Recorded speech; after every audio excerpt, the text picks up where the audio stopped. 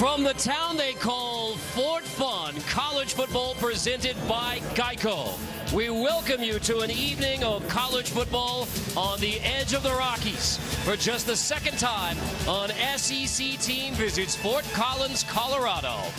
With John Schriffen, Aaron Taylor, I'm Carter Blackburn, in praise of some of the wacky non-conference road trips that get made this time of year in college football. Thanks to some scheduling quirks that go all the way to Michigan, you have Arkansas, an SEC team, in Fort Collins, Colorado. And this is only the first time that Arkansas has ever traveled west to the Mountain West for a true road game. So anything can happen, as we saw from Arizona and North Carolina earlier today. Arkansas's new head coach, Chad Morris, 1-0. The offense looked good in week one. The defense looked even better. Yeah, defensive coordinator John Chavis, a veteran in the SEC, 23-year career. His unit was firing on all cylinders. 6 fumbles. They recovered 4 or 5 of those, rather.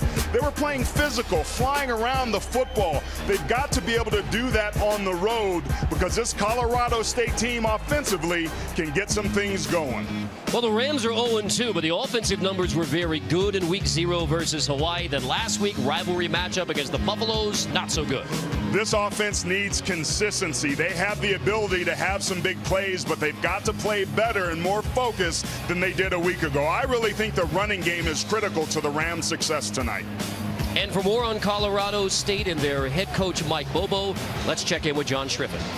Well, Carter, thank you so much. When we spoke to head coach Mike Bobo yesterday, he explained to us that he still has the occasional rough day here or there, but for the most part, he is feeling a lot better since spending 10 days in the hospital right before the season started, diagnosed with peripheral neuropathy, which is a numbness in the feet. Now, he told us he's not with his offensive staff 100% of the time just yet, so because of that, he'll keep with the plan.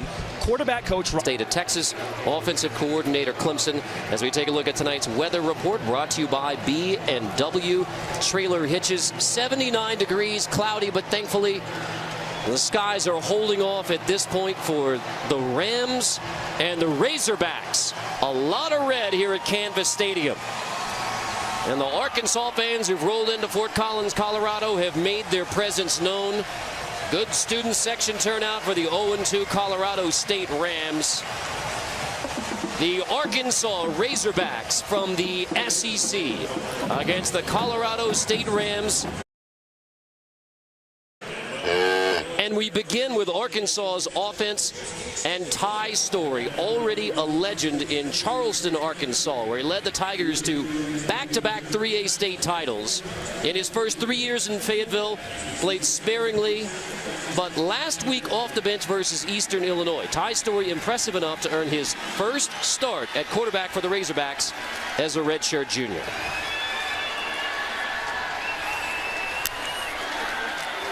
Storey on first down is going to pull it. Pass it, and it is already a gain of 9+ against the Colorado State defense that has struggled. Austin Cantrell makes the grab. Chain guys were mixed up. One guy had second down as the chains are moving. It is 1st and 10 Arkansas. Storey will pull it again. Storey on the roll, tosses it out of bounds. A chance to look, flag down. We'll check the flag and then have a look at the Arkansas offensive starters.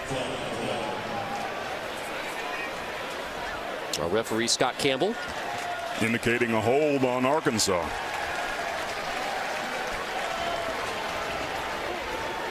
Holding, number 62, offense, 10-yard penalty from the previous spot. Still first down. Giving Aaron a perfect chance to talk about the Arkansas offensive starters. Hey, keep your eye tonight on number 62, Johnny Gibson, the right guard. Certainly he's got some experience around him. Brian Wallace and Yelda Froholt at that right tackle and center position. Ty Storey was a story a week ago, but the running game better be a story tonight. That means Gibson and his boys better get it done up front. Average just 2 yards per rush against Eastern Illinois, and not much better on this one as Warren is dropped. No gain. Let's take a look at the Ram defense, the much maligned Ram defense. Yeah, well, keep your eye on that guy. Braylon Scott, number 18. He's a good guy replacing Jamal Hicks, the veteran. They felt like they needed some help at the safety position. Really been a position that's given them some problems with some mismatches, some bad eyes, some bad reads. They've got to tackle better tonight. The Rams do. And Arkansas is going to make that a challenge for them. On 2nd and 22, Storey winds up and it's picked off. A takeaway by the Ram defense on the opening possession. Jordan Fogle, the sixth-year player. Rolling on the field, it's an interception. First down, Colorado State.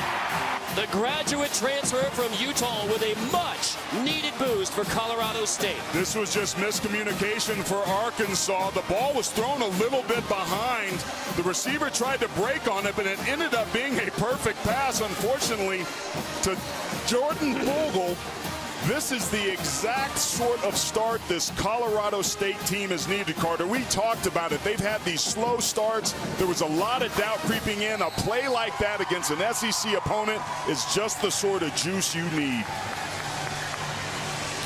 So you saw the receiver LaMichael Petway slip, and it ends up in the hands of Jordan Fogle, who Mike Bobo said was critical leadership-wise with this defense, keeping him in pace after a long first couple of games. So KJ Carter-Samuels to the outside. There's Preston Williams, and Williams has a grab. That's a big boost for Colorado State. Chick-fil-A starting lineups for the Rams. KJ Carter-Samuels, already a football journey from Bellarmine Prep, the University of Washington, graduate transfer here. He wins a starting job, record-setting debut. 2 weeks later, takes a beating against the Buffaloes, and now Mike Bobo says they expect to play both KJ Carter-Samuels and Colin Hill. So despite that record-setting debut, he's fighting for his job. And on 2nd and 7, over the middle, misfire there. Big misfire intended for Cameron Butler, the tight end. Again, a little bit of early miscommunication there as well, not being on the same page. But going back to KJ Carter-Samuels, against Colorado, he faced a lot of pressure. This offensive line gave up 3 sacks. There, the protection is good. As a quarterback, you have to have poise and not feel that rush. That's going to be something for us to keep an eye on tonight.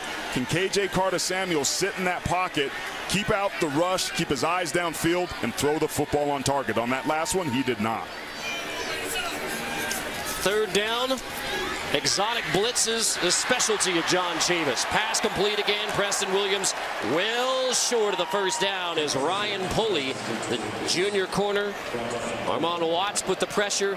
4th down, you're kind of in no man's land here. I say you go for it. You don't even think about it. You go for it. You have some momentum. It doesn't look like they're going to do that. This is a little bit more conservative. With that juice that they had there, a 3rd and medium is very makeable, particularly in no man's land. But Bobo electing to play it safe, which is understandable, but I really would have liked to have seen them gone for this here on 4th down. So this is a 55-yard field goal attempt from Wyatt Bryan, 0 for 2. The last time he kicked in this stadium in week 0. After the takeaway from the defense, a 55-yard field goal attempt is easily good, and Colorado State is on the board from 55 yards out. Wyatt Bryan, and the Rams lead for the first time in 2018.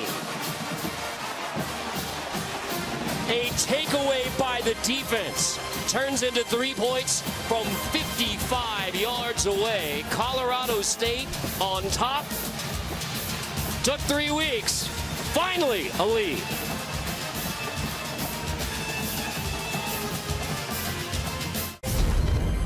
College football on CBS Sports Network is sponsored by Geico. 15 minutes could save you 15% or more on car insurance. By Verizon. Now go mix and match family unlimited plans. And by Chick-fil-A Nuggets. Tonight is Nugget Night. One of our favorite camera operators anywhere, Crash Vandenhobel, shot this near Crested Butte, and fortunately there was no... That's a very unfortunate name for somebody that likes to mountain bike ride. Fortunately, didn't happen. So another touchback. Arkansas get it at the 25. Let's take a look at the keys to the game, brought to you by America's Navy. Well, I think Arkansas has to start fast and create some doubt. They did not do that offensively, turning the ball over. Defensively, they have to limit explosive plays. They did good on that first drive. The offensive line for Colorado State, they've got to run the ball at least 4.5 yards per carry. And the defense, we've already seen it. They need some juice plays, some turnovers, some sacks, some tackles for loss. On the first series, they get an interception that led to 3 points. That's a great start. Ty Story back out for series number 2. We expect to see Cole Kelly play as well. Handing off on first down, Devwall Whaley. Good push through the left side across the 35-yard line. Arkansas moves the chains in the run game with Whaley.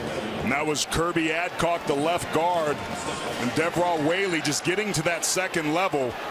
Tackling and getting off blocks has been a problem for this defense. They've got to do a better job at the line of the scrimmage to protect their linebackers. Story deep shot after another fake. It is incomplete. Overshooting Jared Cornelius.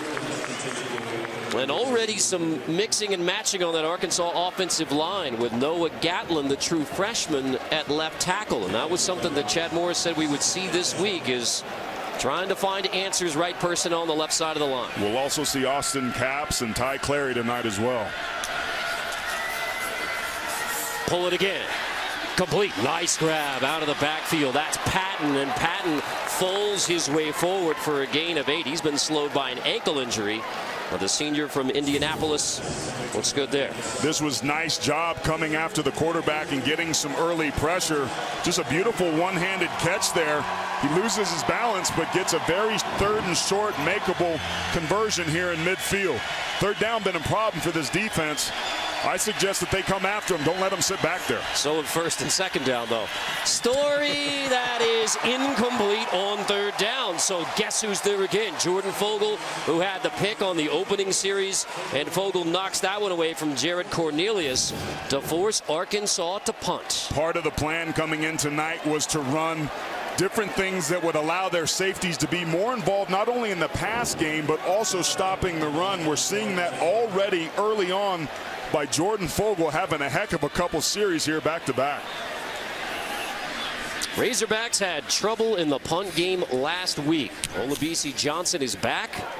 Bauer, the true freshman, gets this one away. Johnson makes the grab and no trouble this time. And no flags for double numbers on punt coverage either this time for the Razorbacks.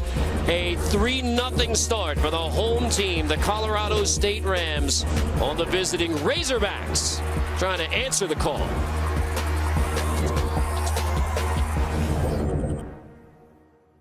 Isn't that beautiful? The mountains. The toughest sport on earth takes the stage tomorrow night, 6 Eastern, for the PFI Western.com Invitational presented by Bass Pro Shops.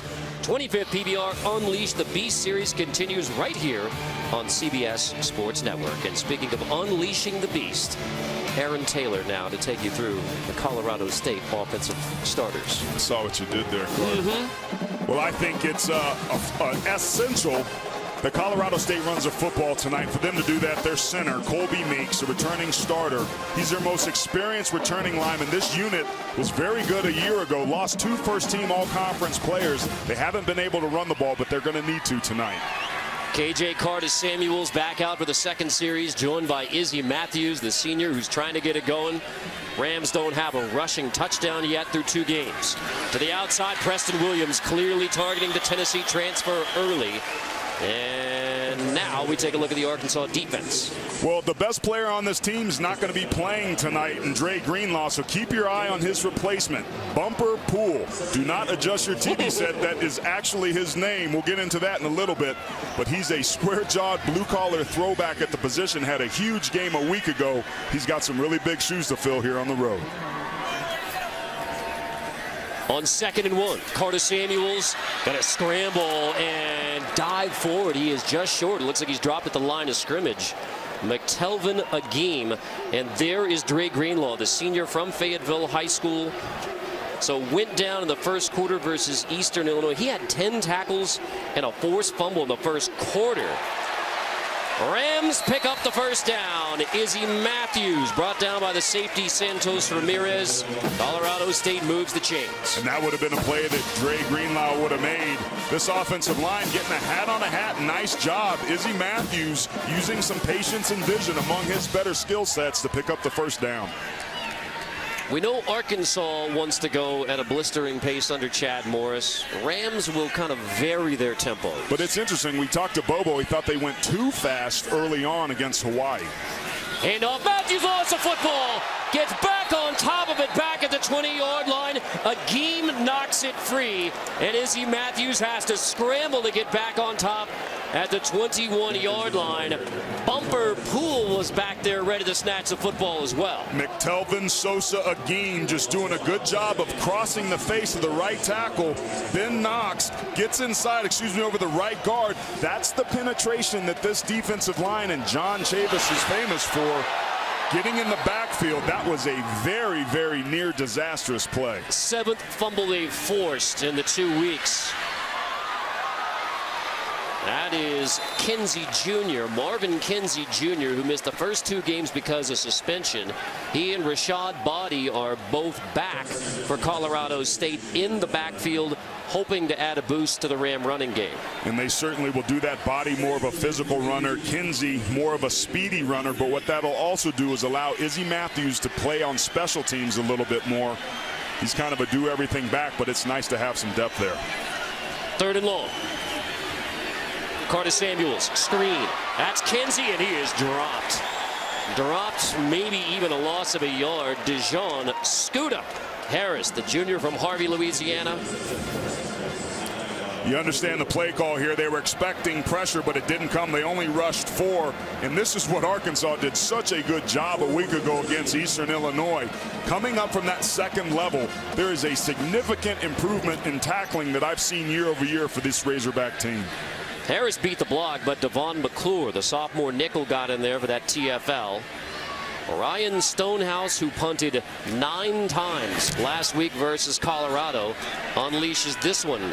Fair catch called for at the 27-yard line by Jared Cornelius. Arkansas never yield, but they're down by 3. For the Razorbacks, just 26 yards against a Ram defense giving up 600 a game. There are over 6,000 independent craft breweries that are disrupting how things are done. Support those that turn the beer world upside down. That's independence you're tasting. My new favorite promo. Ty Story, part of the story. The struggles early for the Arkansas offense. Well, the quarterback position's been a work in progress since the spring. Seems a little off target to me. There's not good communication. He was off target that led to an interception. As we see here, that was 3 points that Colorado State got after that. He's only 3 of 6 today for 15 yards with completions of 8, 7, and -1. At INT, just the 2nd interception by Colorado State. The defense had been giving up 9 yards per play coming in. Arkansas nowhere close in the first 2 possessions. Trying to get it going to the ground game. Whaley straight up the gut. That is a gain of 10 on the first down carry by Devois Whaley. Thomas and Vogel on the stop. Well, Arkansas clearly is going to test the inside and the heart of this defense, running right up the A-gaps just to the other side of the center, finding some room to run. Catching the Rams, still lining up. Whaley, good push after contact. Braylon Scott, strong safety, makes the tackle. This is hard on offensive linemen to run at this pace, and that was one of the things that Chad Morris had to do, was to get these offensive linemen to change their bodies, get them into the weight room, run them so that they would be in cardiovascular condition to run at this pace, and it seems to have worked.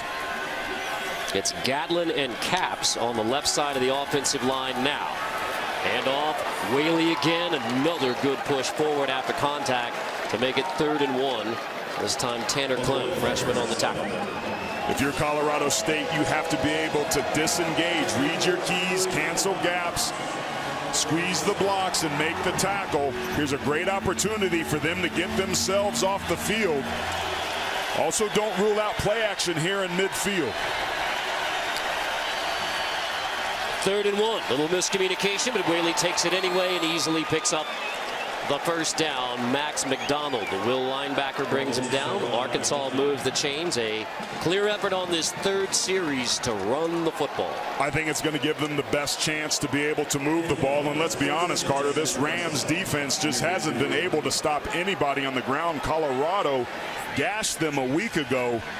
So this is a pretty good and safe and expected strategy here offensively for Arkansas. 4 straight carries for Whaley. He gets a break. Chase Hayden is in the backfield. Hayden will take it, bounce it outside. Hayden inside the 45, slipping through tackles. And Aaron, since we saw this last week, out outside contain, an issue for the Rams. If you're a defense, you have to set the edge. Keep your eye on number 55, Josh Watson. He gets grabbed a little bit, but there's nobody there that can force the running back inside. Your entire defense breaks down when that happens. Whaley's back there for second down, shaking his way, moving the chains again. Looks like Whaley got enough.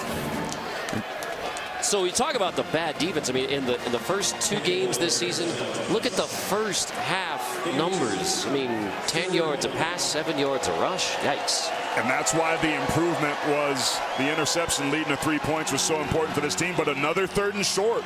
Remember, the Rams are without Richard King, their defensive end. Can they get themselves off the field here? Yeah, Story's going to hand off, and now they do pick up the first down. I thought that the Razorbacks had first down there, maybe even where the ball was spotted. But regardless, yeah, the scoreboard even had 1st and 10, and now it's official as Whaley moves it. So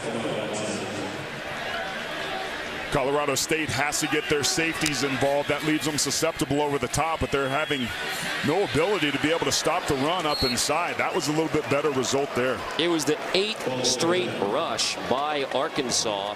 Thomas and Watson combine on that tackle.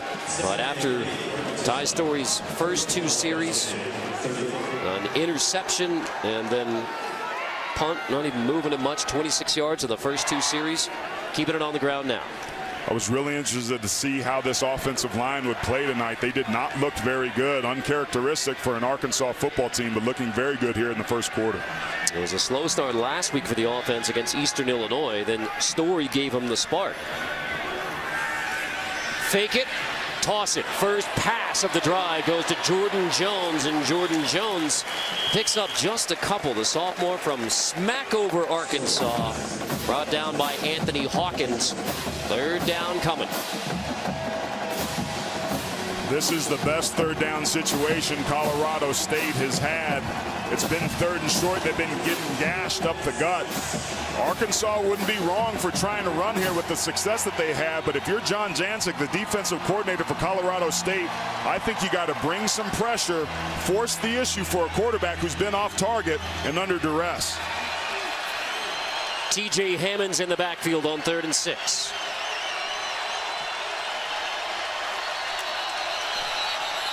Before 3rd and 6, timeout Arkansas with the play clock winding down. Razorbacks forced to use a timeout. Arkansas, 30-second timeout. But Chad Morris said, I need to see new mistakes. That means we're getting better. Thought that was an interesting way to phrase it. There's things you want to clean up, but if you're having to clean up the same things the first 2 weeks of the season, you're in trouble. It really speaks to coachability. How quickly can we adjust and correct our mistakes with a new staff and new players? Remember, these players only had the spring and the fall with this staff and vice versa. Sometimes it takes 3 or 4 games to kind of get a feel for what each other can do. But what moves that process along quickly is when players can adjust and adapt. Well, this is a major shift for the Razorbacks from the Brett Bielema era where you were going to get really big and run the football to Chad Morris, who wants to throw it and wants to do it quickly and has had success the whole way, including at Clemson as offensive coordinator with Deshaun Watson. And it's going to take him some time, in my opinion, to get this roster to look like what he needs it to look like. Again, a big 3rd down situation here, kind of in no man's land. If you're Arkansas, you cannot take a sack here. Story's going to give it on 3rd and 6. TJ Hammonds is pushed back. Got a couple, but not even close. 4th down.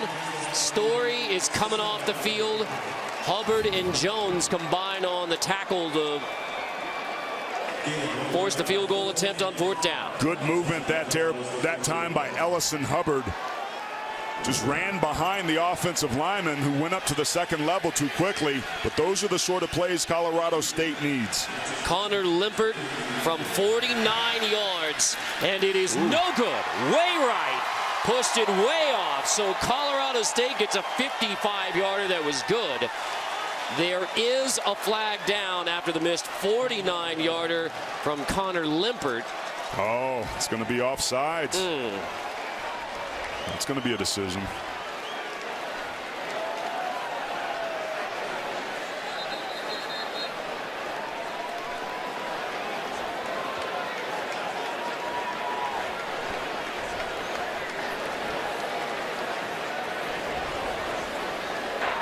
Offside, number 14. Defense. That 5-yard penalty will result in a first down. Oh. That's Anthony Hawkins. That was a costly penalty and a big change of events. Here he is up here at the top of your screen, number 14. You've got to go on movement. And he just went a split second too quickly. From this angle, it looked like it was okay, but down from the field, because he left so much sooner than everybody else, Arkansas gets a fresh set of downs at the high red zone area. I think that's the best defensive series of the year for Colorado. Yes, they had the interception earlier, an interception last week, but to start Arkansas on third down and then hand them 1st and 10 now from the 26. Story hands off. That's Whaley on the left side. Whaley falling for a first down inside the 15. Gain of 12 as the Razorbacks try to take advantage of the offsides on the kick. Just a beautiful job of creating a wall and sealing this. Everybody's blocked, allowing for the big run. Story handing off again. Whaley, another good push again inside the 10. Thomas makes the stop. Let's take a look at tonight's Red Zone, brought to you by Verizon. 5 trips, 3 touchdowns last week against Eastern Illinois. Razorbacks are pretty good last year, 75% touchdowns in the red zone. Really, really good a year ago. 2nd down. And it again. Whaley again, pushing down to the 2. 1st and goal, Arkansas, on a drive where the Rams had them stopped. The offsides on the missed field goal, now giving Arkansas a chance to put it in the end zone. Colorado State should expect run here. They haven't been able to stop it yet. Whaley. Wow. Walks into the end zone. And I mean walks into the end zone. Touchdown, Razorbacks. It was supposed to be a 0 for Arkansas. Instead, it turns into a 14-play touchdown drive, and the Razorbacks take the lead. Great job of covering everybody up, but then they stop and shut down the play. Devin Phillips stopped on the play. He had an opportunity to get a tackle for a loss. That's about as terrible of a turn of events as you could have defensively for the Colorado State Rams. So the Rams actually had a stop on defense, a missed field goal, but offsides gives the Razorbacks another chance. And belatedly, the Hogs answer the call.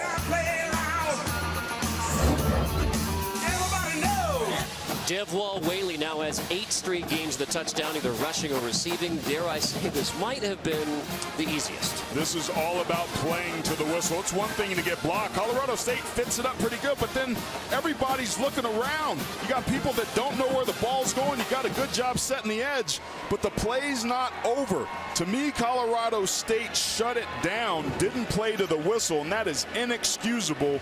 They've got to do something, Carter, to be able to stop this run game, because Arkansas is having their way with them at the line of scrimmage. Has to be a boost for the Razorbacks as well, struggling starting offensively last week and this week. That was supposed to be a 0 drive. Instead, touchdown for Whaley. Hawkins is going to take it. Hawkins across the 20, near the 25. Pretty good field position for the Rams. Let's check in with John. Well, guys, the key to this Colorado State offense is wide receiver Preston Williams. Now, he had a great first game of the season and then kind of disappeared in the second game. The coaching staff decided that they need to get him involved early on. That's why you've seen them target him very early in this game. I spoke to his wide receiver coach, Aldous Whitted, and he told me he will be special. He said he compared him to a Tesla. He said he has like an electric engine. It's just an instant explosion. He said when NFL scouts come, they ask him about him. What kind of a person is he? He said from day one, he's bought in, and I think he's going to be a great one. Preston Williams not going private either. 3 catches for Williams in this game, and pepping his step again. Handoff, McElroy, and he is dropped for a loss. Armon Watts and T.J. Smith in the middle of the Arkansas defensive line. Blow it up. Watch the center right there in the middle of your screen. Just a nice job of the nose tackle, Armon Watts, beating his player one-on-one. Remember, at the top of the show in the lineups, I said Colby Meeks needs to lead this crew up front. That was not what I meant on that last play. KJ Carter-Samuel's 3rd drive. The graduate transfer from Washington, deep, complete to guess who? Preston Williams with his 4th grab of the first quarter. Nice job that time getting the football, but there was good protection, allowing KJ Carter-Samuels to set his feet. And it's just a simple corner out route over the linebackers in front of the safety. Simple pitch and catch. Rams hurry it up and then check. Got a single high look defensively this time. One high safety. You've got some one-on-one opportunities you can maybe take advantage of here. Play action. There he is. Downfield intended for Williams again. It is intercepted. Ryan Pulley picks it off. Ryan Pulley holds it in, so they try to go to Williams one more time. And the junior from Fort Myers, Florida, Ryan Pulley. Teams have avoided throwing to his side, and you see why. It was a great release. He had him, but he has to throttle down and come back on the ball. It was almost like he was trying to throw a back shoulder. But we may need to take a look at this to make sure that Pulley caught it. That's a catch and an interception. And another costly mistake by a team that can ill afford them. And Ryan Pulley, who missed all of last year with a right torn pec that he sustained in game 1, comes up here huge on the road with the interception.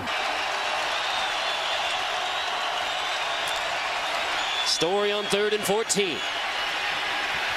Zips it, incomplete off the hands of Hammonds, and it was a huge pop. Hubbard gets the pressure on Story, and the Ram defense, with a little help from the holding penalty on Froholt, gets a stop. Kind of went a radar situation where everybody's in an up stance, but it was really Caleb Smith and the pressure that he put on the inside right there that allowed Hubbard to be able to come around, force the errant throw, and a really nice job by the Rams that started, remember, with the penalty early on in first down that put them behind the chains. They never recovered from the mistakes they made when this quarter started.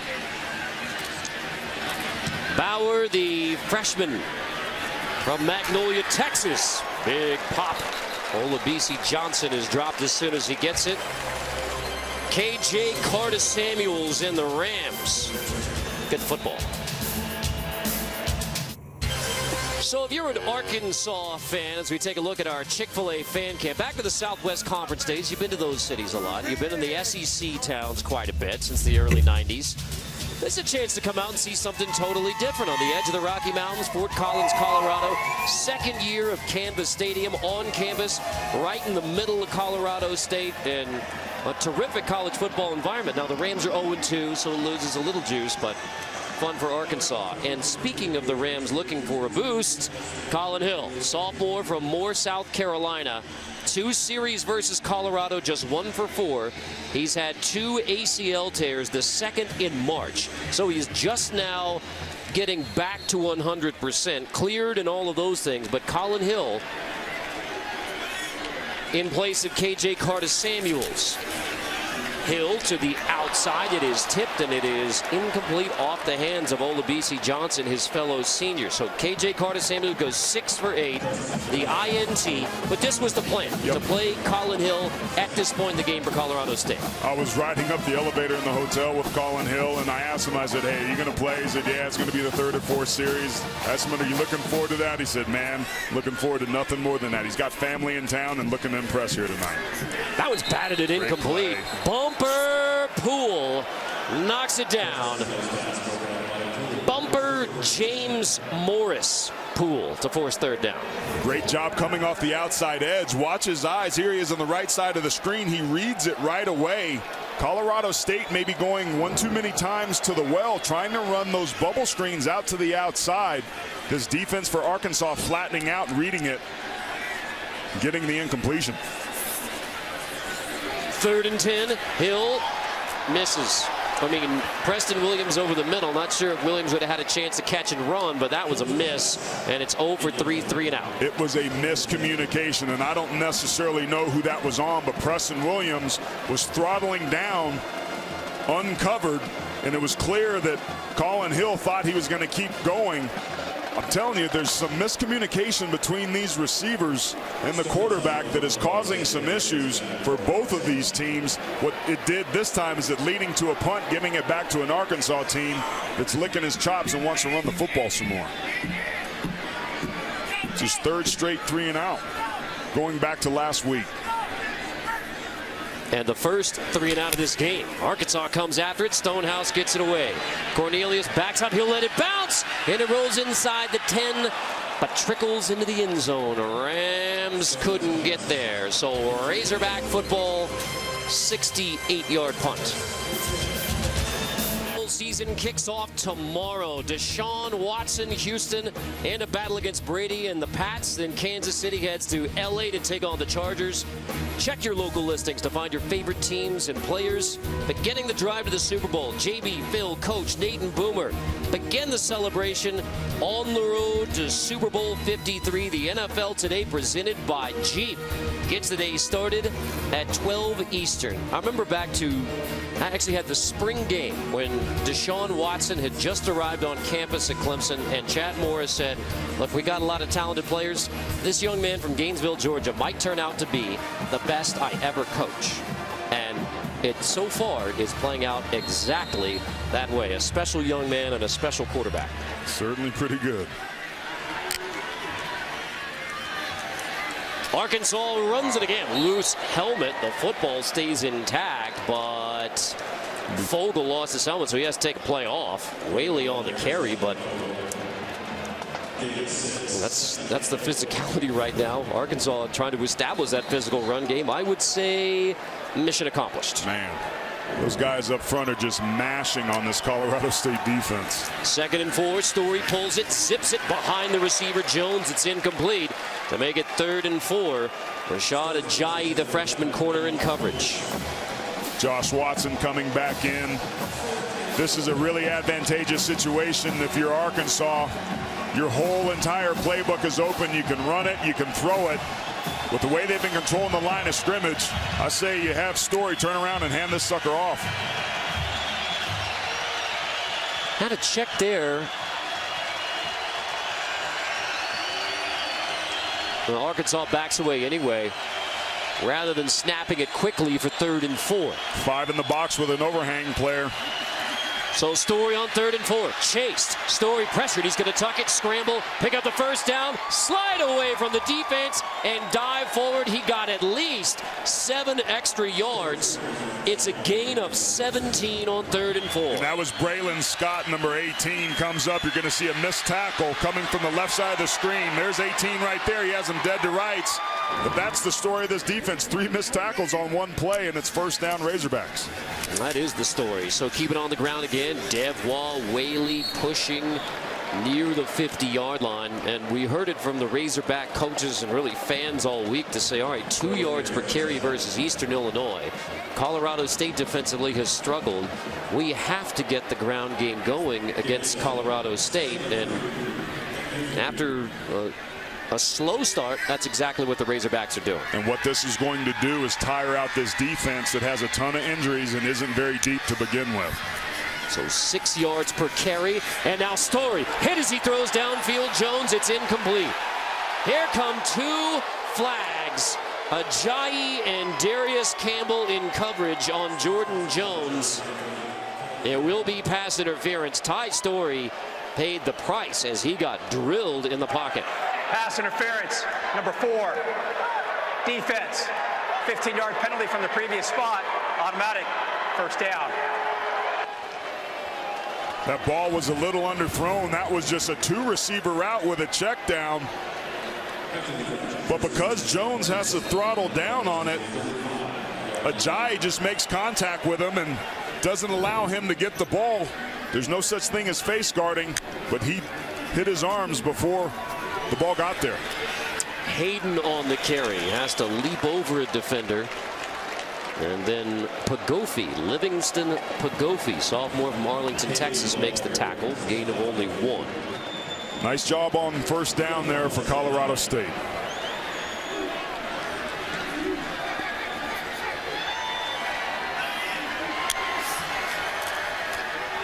Story hands off again. Hayden bounces it outside, finds the seam. Hayden has the edge inside the 20 with a stiff arm. He takes it down to the 16-yard line. Chase Hayden, the sophomore from Memphis, a gain of 18. Arkansas is crushing Colorado State up front. Nobody's coming off their blocks. The receivers are getting downfield, and it's at will running. It was 2 possessions ago. They took it 14 plays, 73 yards. The game's only touchdown, and now the Razorbacks are rolling again inside the 15. Yelda Froholt, the center, number 51, slow to get up there. He's been ginger a couple times getting up. But we talked to Chad Morris this week. He said about the run game, he said, I've been doing this a long time. I promise you this, I can fix it. We will get the ground game going. And here it is in the second quarter. And it again. Hayden again. Balling to the 11 to bring up third down. Anthony Hawkins, the backup cornerback, coming off the outside edge. He also had the offsides on the field goal attempt. Missed a tackle in the hole. This is now a third medium down here in the red zone. Play action is a killer down here for Colorado State. You have to be very disciplined with your eyes.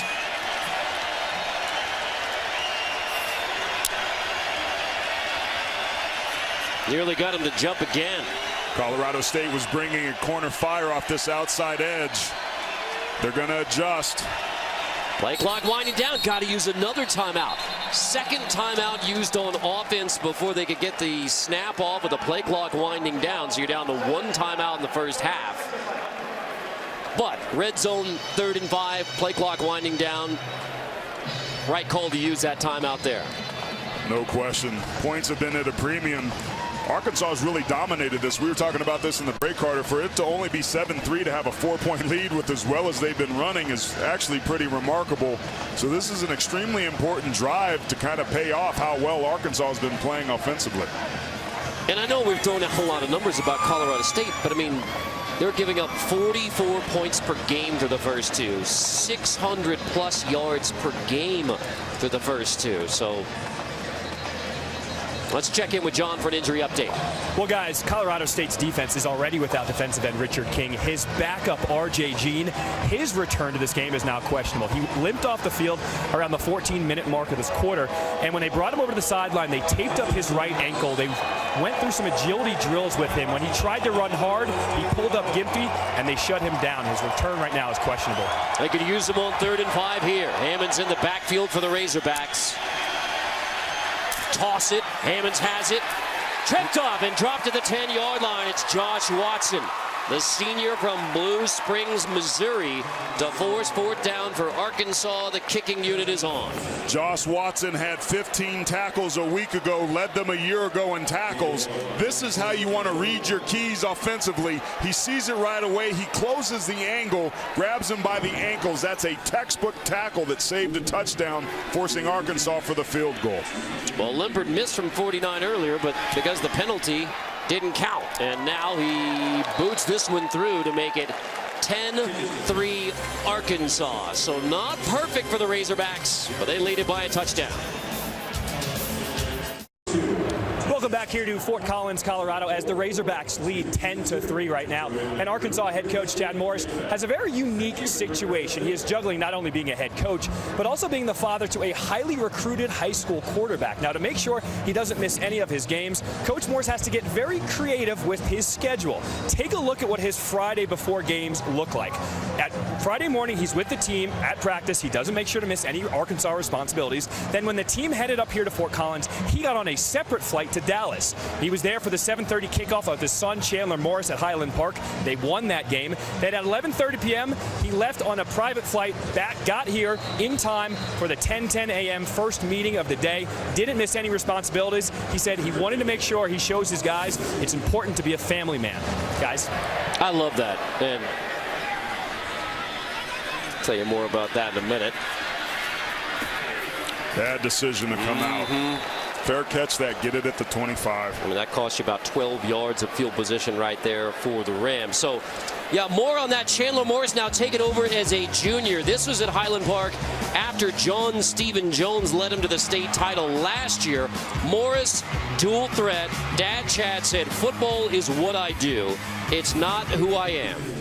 Also, I'm trying to recruit him. So yeah, I want to be there for his games. He's here for my games, but also he could be a big boost for the Razorbacks in the future. They already have a stable of quarterbacks, including Connor Noland and John Stephen Jones, but you want to have as many as you can. KJ Carter-Samuels back in at quarterback for the Rams. And here is a flag, delay of game. Wow. Didn't get the snap off on first down. Delay of game. Offense. 5-yard penalty. Still first down. So it was 3 and out for Colin Hill, and prior to that, it was the interception by KJ Carter-Samuels. So that's not a good drive chart. No, it's not. And certainly having a delay of game coming out of a timeout and the kickoff return is inexcusable. So 1st and 15. Carter-Samuels nearly picked. I mean, nearly picked by Cameron Curl, who would have been a few yards from the end zone. That's fortunate that's an incompletion by KJ Carter-Samuels rather than a pick six. Certainly was. Cameron Curl was a cornerback last year, started 11 games from him in man coverage. Does a nice job out there on the perimeter, breaking on that ball, and almost got himself another interception. That's 5 straight incompletions by the 2 Ram quarterbacks, Hill and Carter-Samuels. They got to push this ball down the field. Too much underneath stuff. Take some deep shots. Underneath again, incomplete again. 6 straight incompletions. I'm with you, AT. You got to do something downfield. This receiving core, Cameron Butler, their tight end, 6'2", Olabisi Johnson, 6'0", Preston Williams, 6'4", Trey McBride, a tight end, 6'4", Griffin Hammer, a tight end, 6'4". Take some 50-50 balls. They had a shot down the field that I think could have went for a touchdown, but there was miscommunication. KJ Carter-Samuels goes back shoulder and ends up being an interception. 3rd and 15, they're forced to throw it deep here. Bumper pool on the outside. Carter-Samuels tipped and incomplete. Harris got his hands on the football. DeJohn Harris. Scuda. Well, that's 2 almost picks on that possession. It's back-to-back 3 and outs for the Rams. This Arkansas defense led by John Chavis, the savvy veteran, 23 years in the SEC. Seems to be a step ahead of Colorado State offensively, certainly in the pass game, and the run game is simply non-existent.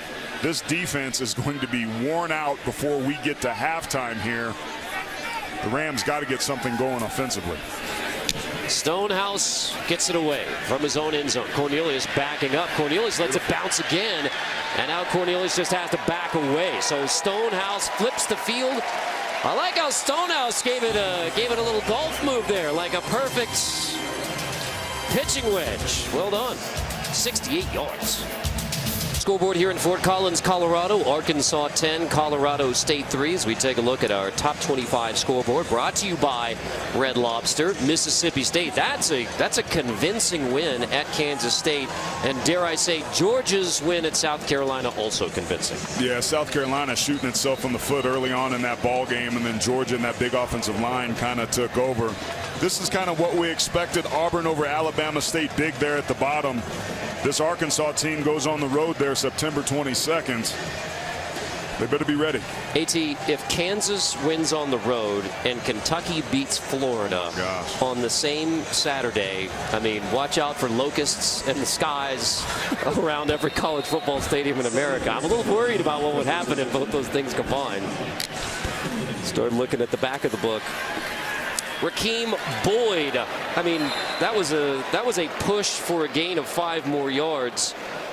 VJ Banks missed the tackle, and then just a little bump from Pagofi. Yeah. Actually, I think that was like a Bush push to give him 7 more yards. You saw that, right? Right. No wrapping up, just push him.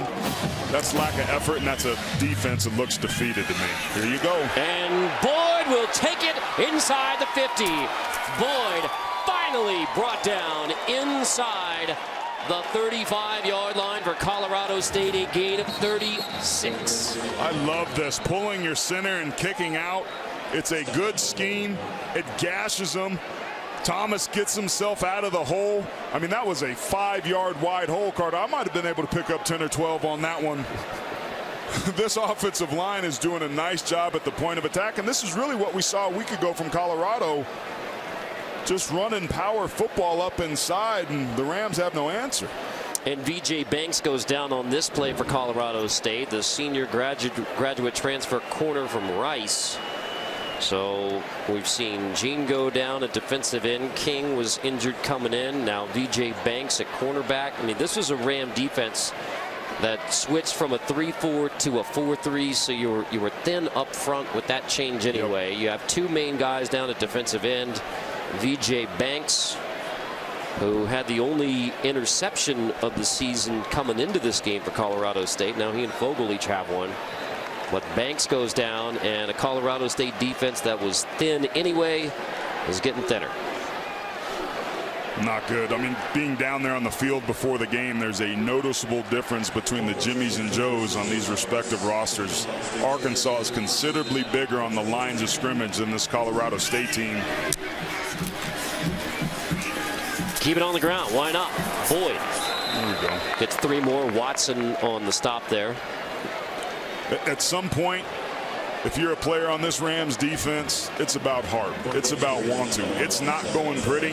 But what I'm seeing that's concerning at times is the lack of effort, not wrapping up, missing tackles, bad body language. On a bright spot, Josh Watson and I both agree on the best burn ends in KC. LCs. Really enjoyed our conversation with him. There's a discrepancy in the ground game. And now in the pass game. This is Jones, block on the edge. And he will take it to the 11. Correction. That is Jeremy Patton who makes the grab. The senior tight end from Indianapolis, and he gets 18. He's just going to run, come across his line of scrimmage, slips out. Late recognition there that time by the Rams. From the 11, Boyd takes it. Pushing to the 7-yard line on first down.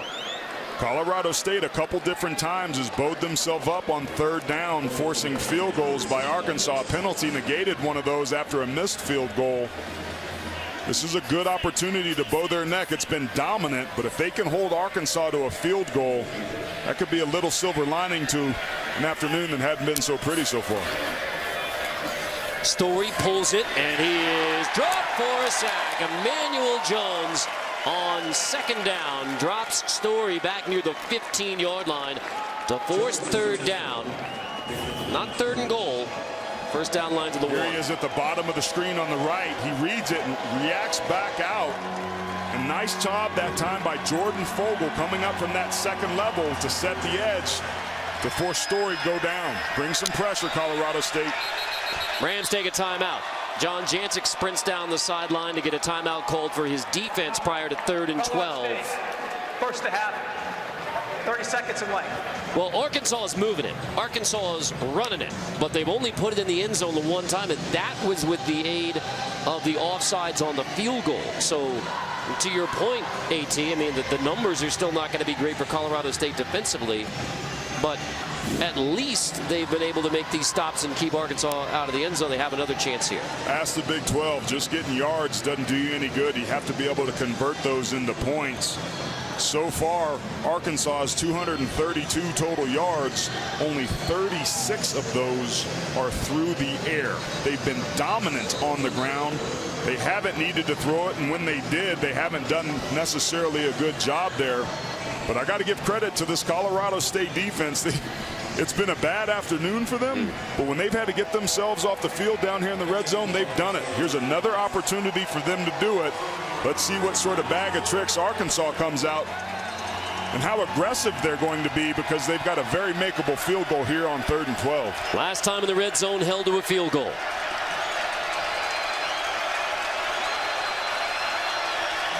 Plenty of time. Razorbacks have only one timeout, though. Well, play clock winding down, 3rd and 12. Story stepping up, hit from behind to the end zone. It is incomplete.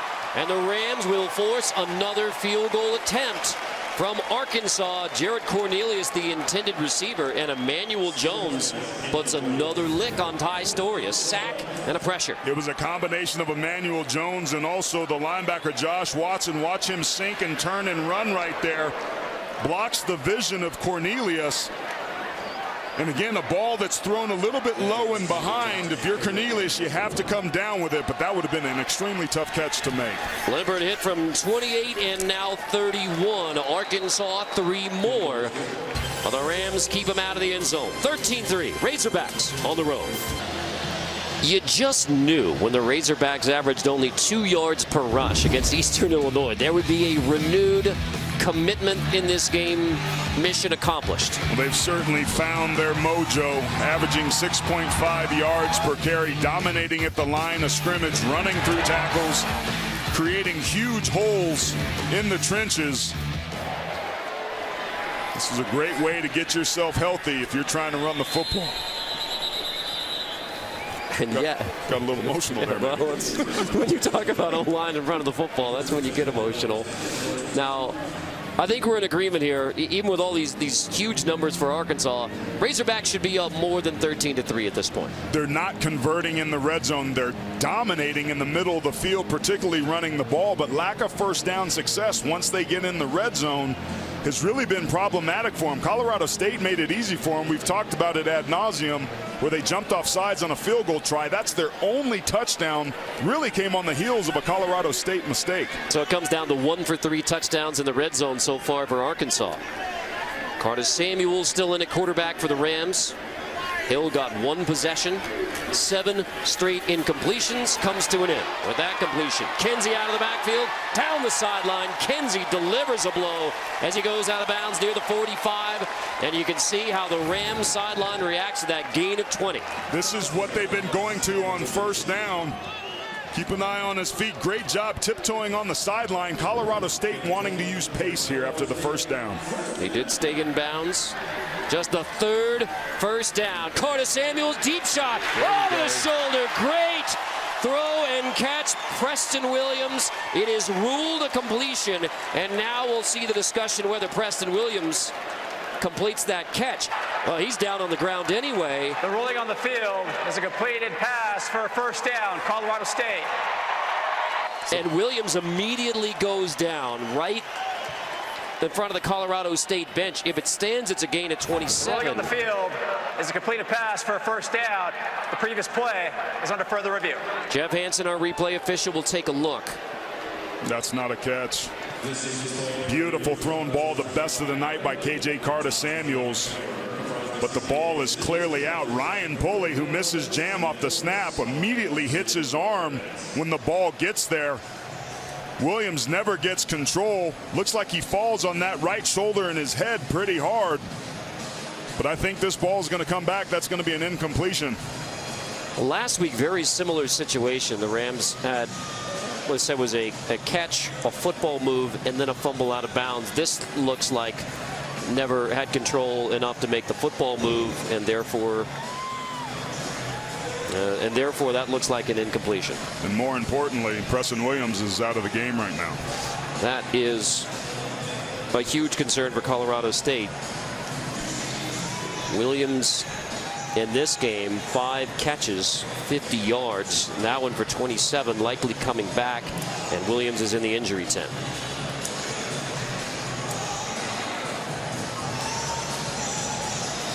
But, Aaron, you called on the last series for Colorado State to start taking some deep shots and going over the top, even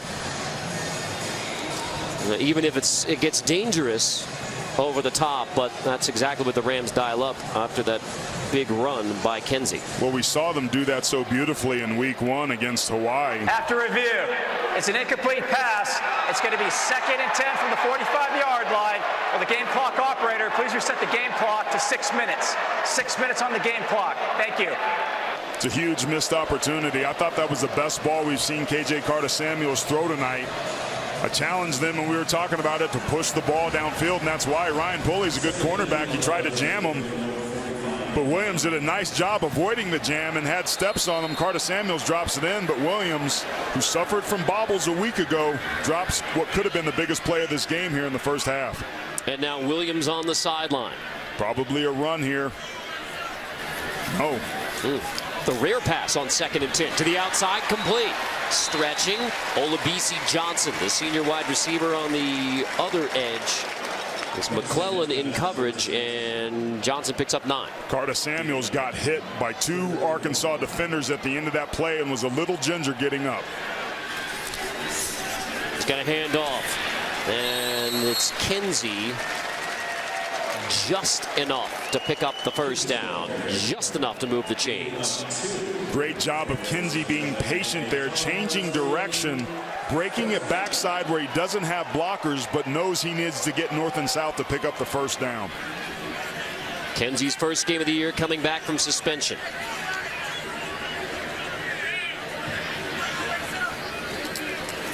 Kinsey takes it again. Gets a couple. Let's throw it to Brent Stover in New York for the Independent Craft Brewery update. Carter, as you know, Florida trying to make it 32 straight wins over Kentucky. Felipe Franks finds Morrell Stevens 10-7 Gators in the second. All right, forget to talk about the Locusts. All right, it's still early.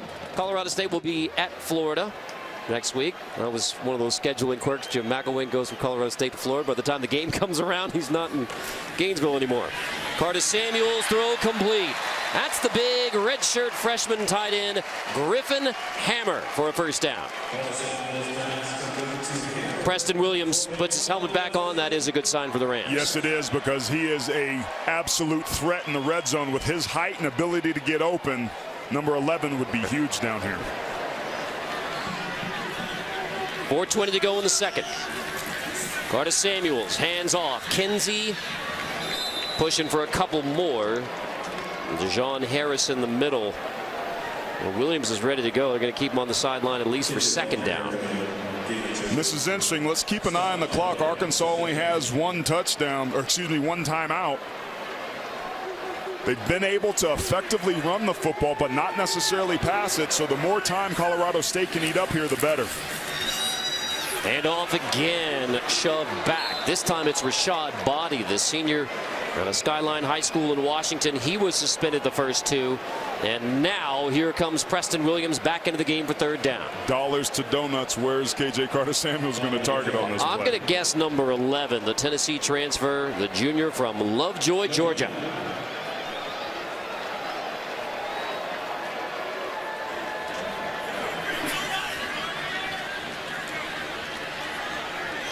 Top of the screen. Arkansas showing blitz, but they might bluff here. Colorado State, I think, is going to talk about yes, it. they will. Rams will use a timeout, leaving. Second of the half, 30 seconds in length. Both Colorado State and Arkansas, one timeout left. 3:12 before the half. And speaking of halftime, where we're 3:12 away, coming up, Verizon Halftime Report, we're going to send you to Brent, Houston, and Kevin Carter. Yes, Houston Nutt in the studio for the Verizon Halftime Report. He knows all about calling the Hogs. Yes, he certainly does. He knows all about eating in Fayetteville, too. I know for a fact he likes jelly on his biscuit. Who doesn't like jelly on right, that's a good point. Come on.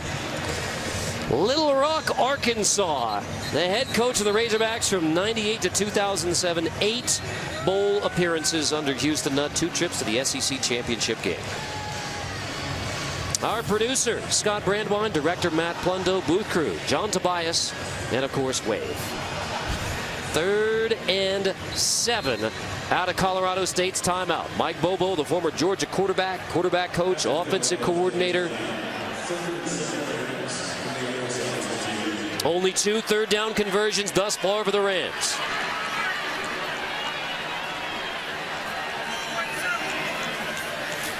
Carter Samuels zips it. It is almost picked again. That's the 3rd dropped interception by Arkansas. They have one. This time it's Jarquez McClellan who nearly picked it. Carter Samuels doing a nice job looking the safety off, but that ball's a little bit late. Preston Williams has to come back on it. And Jarquez McClellan, to your point, Carter, almost got an interception. We've seen these guys make a longer field goal than this. This would be a huge way to finish this drive for the Rams. from 46 after Bryant hit from 55, and this one is good. So field goal for Colorado State, 3 minutes to go before the half.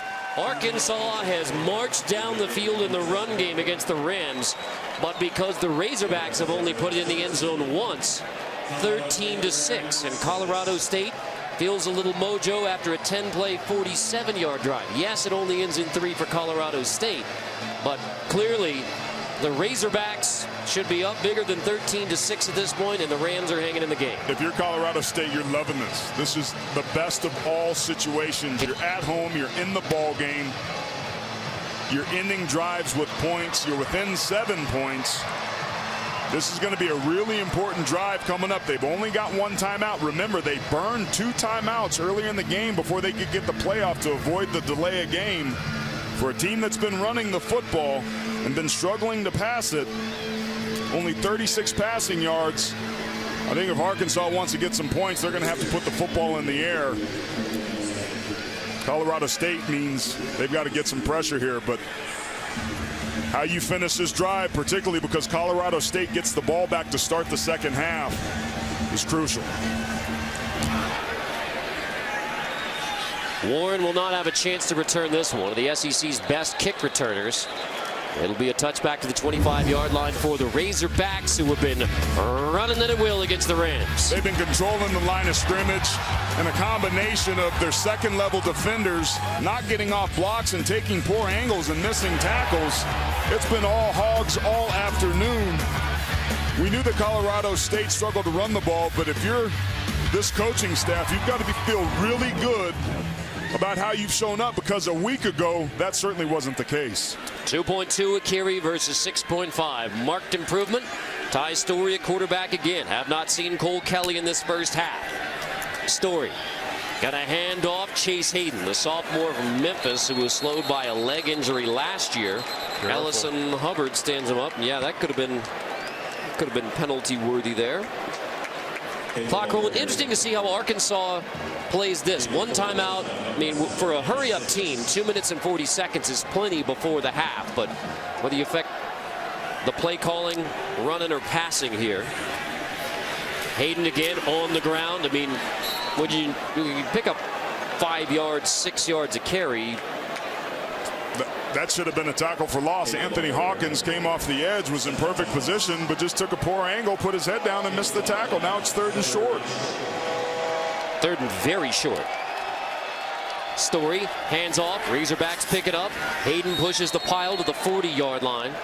The 1 timeout for Arkansas. They've used 2 on offense with the play clock winding down. Clock stops temporarily to move the chains. Remember, Ty Story hitting Jordan Jones on a 3rd and 11. A 46-yard pass over the top really broke this offense open a week ago. Colorado State has to be very disciplined with their eyes and not get beaten on play action, trying to bring their safeties up and fill the hole. And yet the Razorbacks content to run it. Haven't thrown it yet on this drive. It's been Hayden, all Chase Hayden, to the 45-yard line.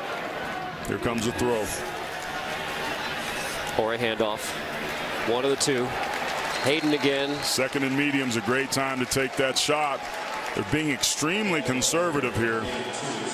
Running the football. 1:23 left. 1 timeout. They're being awfully complacent. At some point, they're going to have to put this ball in the air. Again, Colorado State's been pretty good on 3rd down, but in the red zone, how can they get themselves off the field out here in the middle? Whaley's going to motion out, so it's empty backfield for 3rd and 3.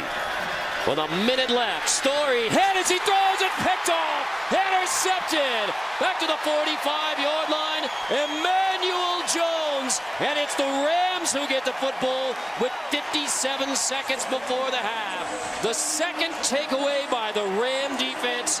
Watson lays the lick on Story. Jones gets the pick. This is just the old cross dog blitz inside this young offensive line. There's only 5 of them. They don't come off. Story has to throw the football a little too early, a little too soon. Emmanuel Jones at the right place at the right time, and Story gets blasted.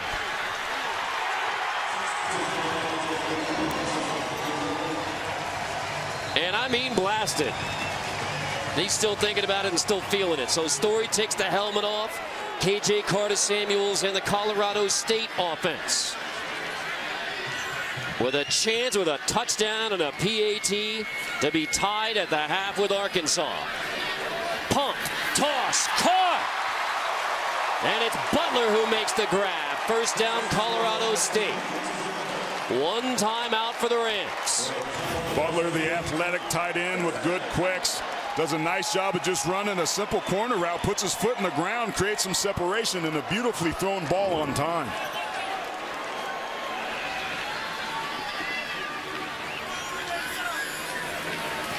Carter-Samuels, incomplete. Looking like he was going to Butler against. That stops the clock with 48 seconds. One timeout in case you need to get that field goal unit out there. You want to save that timeout to try and get the field goal unit onto the field. I mean, this first half, they've been through the first two games.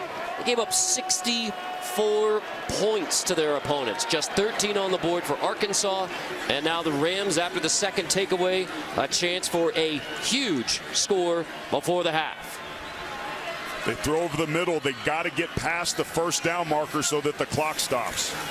Carter-Samuels on 2nd and 10. He's hit as he throws. It's incomplete. He took a pop from McTelvin Agim to force 3rd and 10. McTelvin Agim just working over the right side. Over the tackle, comes off the edge. Carter-Samuels does a nice job staying in there. Looked like on film a week ago against Colorado that he had happy feet. He stood in there tall, but he paid for it. From here, it'd be a 44-yard field goal, well within Wyatt Bryan's range. So that factors into the 3rd down play call. Be conservative here. Don't do what Arkansas did and turn the ball over on 3rd down. And yet, Carter-Samuels pumps. It's tipped and it's incomplete. Batted at the line. So you get nothing after you pick up that big first down from Butler. And now 4th and 10. Bryan will come on for the field goal attempt. But you're going to leave Arkansas some time on the clock before the half. McTelvin Agim gets a game ball for this final series. He showed up huge. You have to take over as a defensive lineman, and he did that, forcing the field goal here. Really nice job that series by Arkansas to force the field goal. 44-yard attempt for Bryan, looking for his 3rd of the half from 40 plus, and it is good. Wyatt Bryan in week 0, 0 for 2, a factor in why Colorado State lost to Hawaii. But off the interception, the 3rd field goal of the half, he is hit from 55, 46, and 44. Well, the Razorbacks will have some time left if they want to try and put points on the board before the break. For now, 13-9. Bryan's done all the scoring for Colorado State. Not a bad job for a kid that went 0-2 in week 1 after the year he had a year ago. Great job of getting himself back. So we see KJ Carter-Samuels there.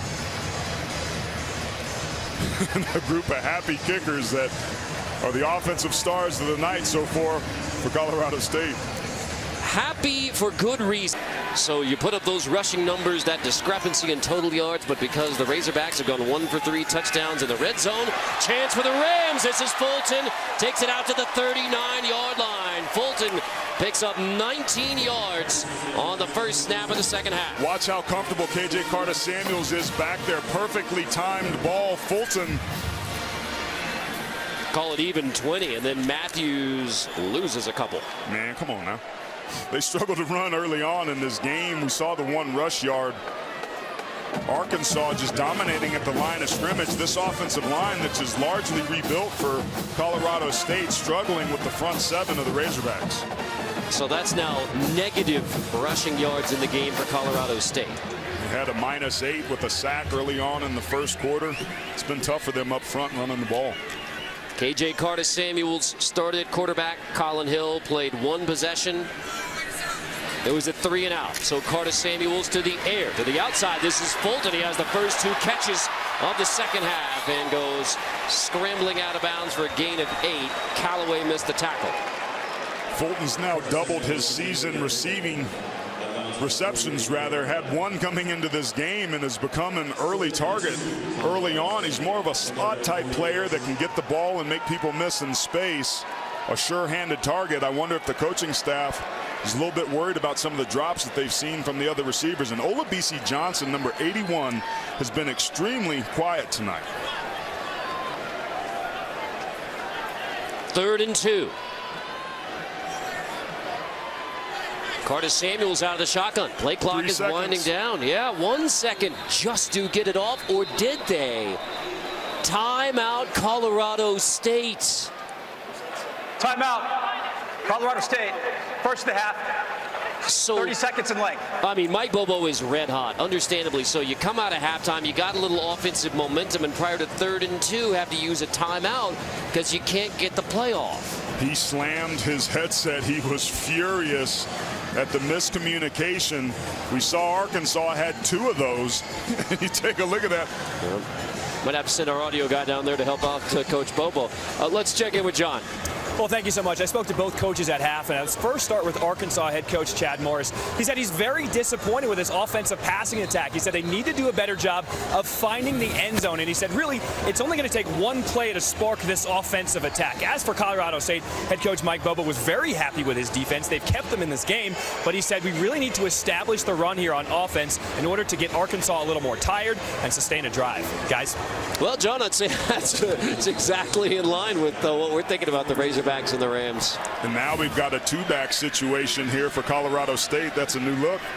Wise and Kinsey in the backfield. Wise motions out, going to toss it to him. Wise behind the line, slips ahead and dropped. So go a little trick play with Wise motioning out. It loses yards, and it brings up 4th down. The Rams will have to punt. Gabe Richardson on the stop. So you use a timeout prior to 3rd down. You draw up a wrinkle. It loses yards, and you're punting again. And this was a opportunity for the Rams to go down, score a touchdown, and take the lead. I didn't mind that play call. It actually was a well-designed play. You just got beat out on the edge in the perimeter. Credit Arkansas's defense for fighting off blocks, doing something that Colorado State's really struggled with. If you're the Rams here, you want a deep punt that's super high to let your coverage get down there to try and flip this field and make Arkansas drive the long way. Looks like Coach Bobo got a new headset as Stonehouse hits it. Inside the 10, fair catch. 13-9, Arkansas football. College football on CBS Sports Network is sponsored by Snickers. You're not you when you're hungry. Snickers satisfies. By B&W Trailer Hitches, makers of the #1 selling gooseneck hitch in America. By Rogue, leading provider of American-made strength and conditioning equipment. And by Red Lobster.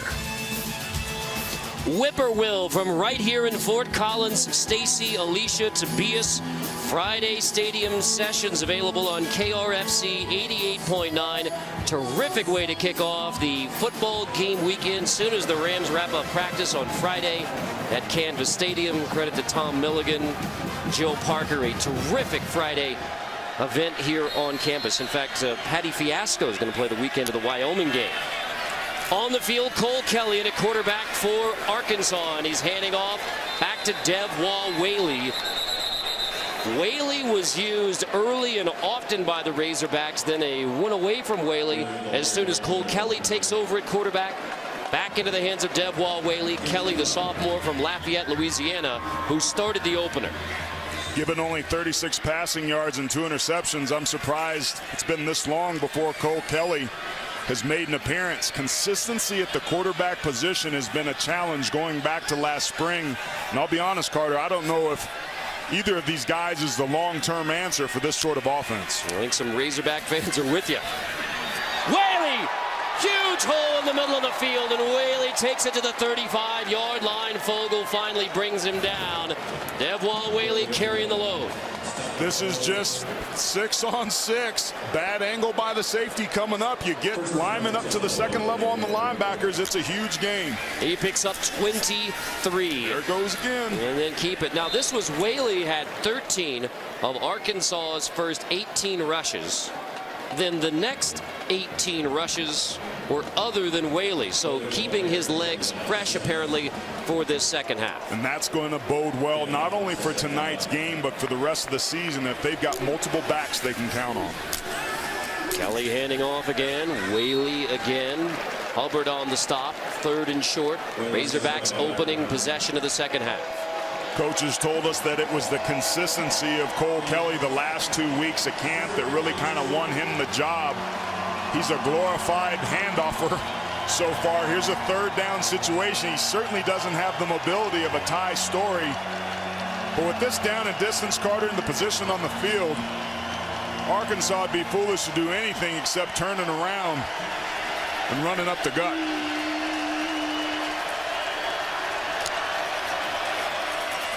Going to be run up the gut by Kelly himself, and he pushes forward for a 1st down. Flag down as Kelly gets to the 45 with Whaley blocking for Cole Kelly. Cole Kelly really kind of made his mark in the Steamboat package. Personal foul, face mask, number 55, defense. 15-yard penalty out of the end of the run, automatic, 1st down. You understand it. You're just trying to make a play, but that right hand right there. Nice job of the officials of getting it. Cole Kelly's a big load of laundry, man. Grab a hold of anything you can to try and get him on the ground. 1st down plus 15 yards. Has him on the plus side at the 40-yard line. It snapped it so quick. The wide receivers on the edge were still looking at the sideline for the play. Nance and Cornelius went to Whaley again, of course, but the Razorbacks, I mean, look at that. They're looking at the side, and he comes off the outside edge and makes a heck of a play. One of the rare good tackles tonight for the secondary of Colorado State. Nice job, VJ Banks. It's Capps and Gatlin on the left side of the line right now. One of those positions the Razorbacks are still feeling out. Whaley right up the gut inside the 30-yard line. 1st down again. Whaley points it himself. I really think Colorado State has to do some stemming or moving. They're running themselves out of the hole. They're just not big and strong enough to take on this offensive line of Arkansas. Create some movement pre-snap to try and get these guys out of their comfort zone. But when you're standing there, Carter, you're literally a moving target. They have no answer for the downhill running game of Arkansas.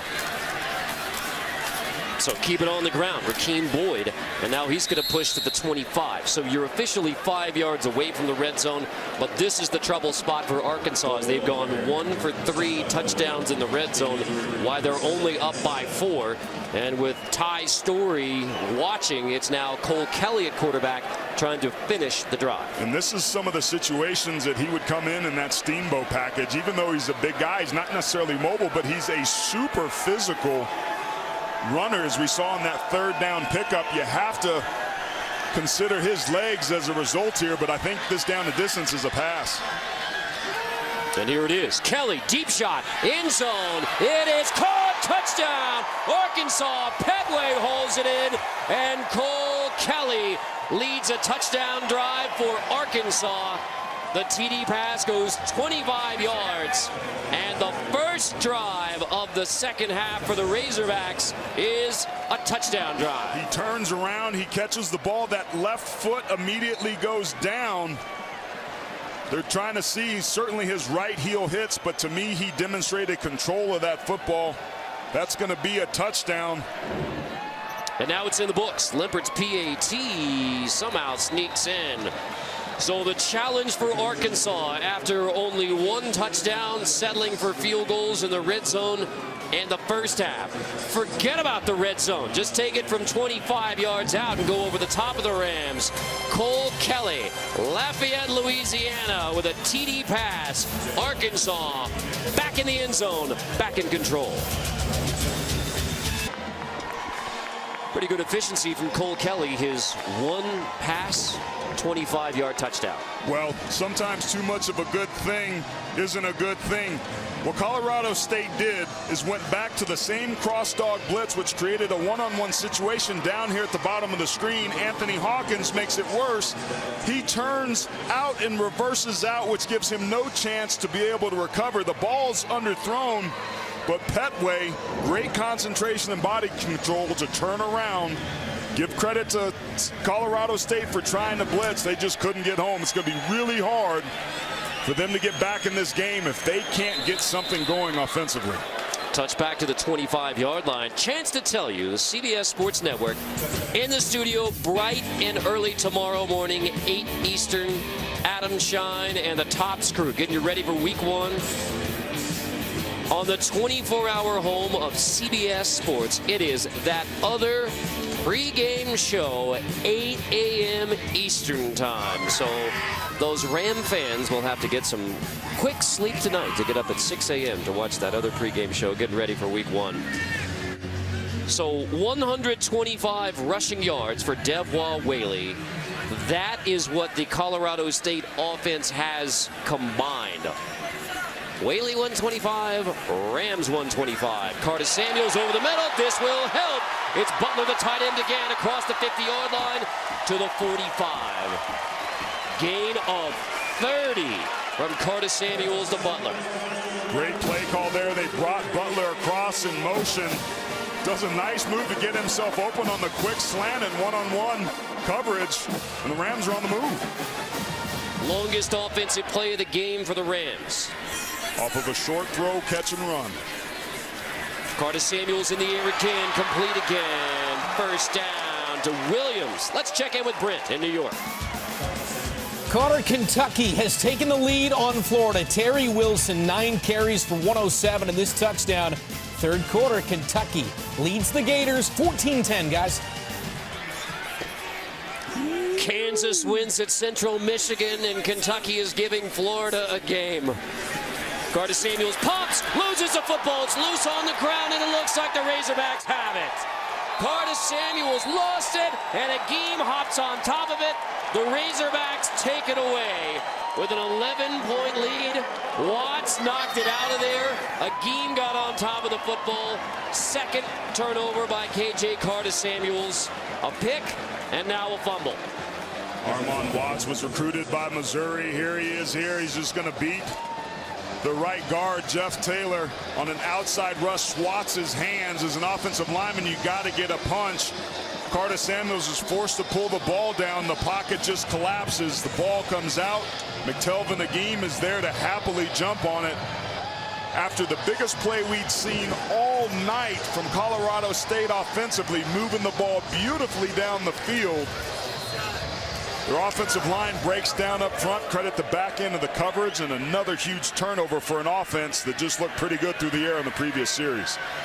Kelly back at quarterback, Whaley back in the backfield. That's a shovel toss, and that's Hammonds. Has the edge, has the 50.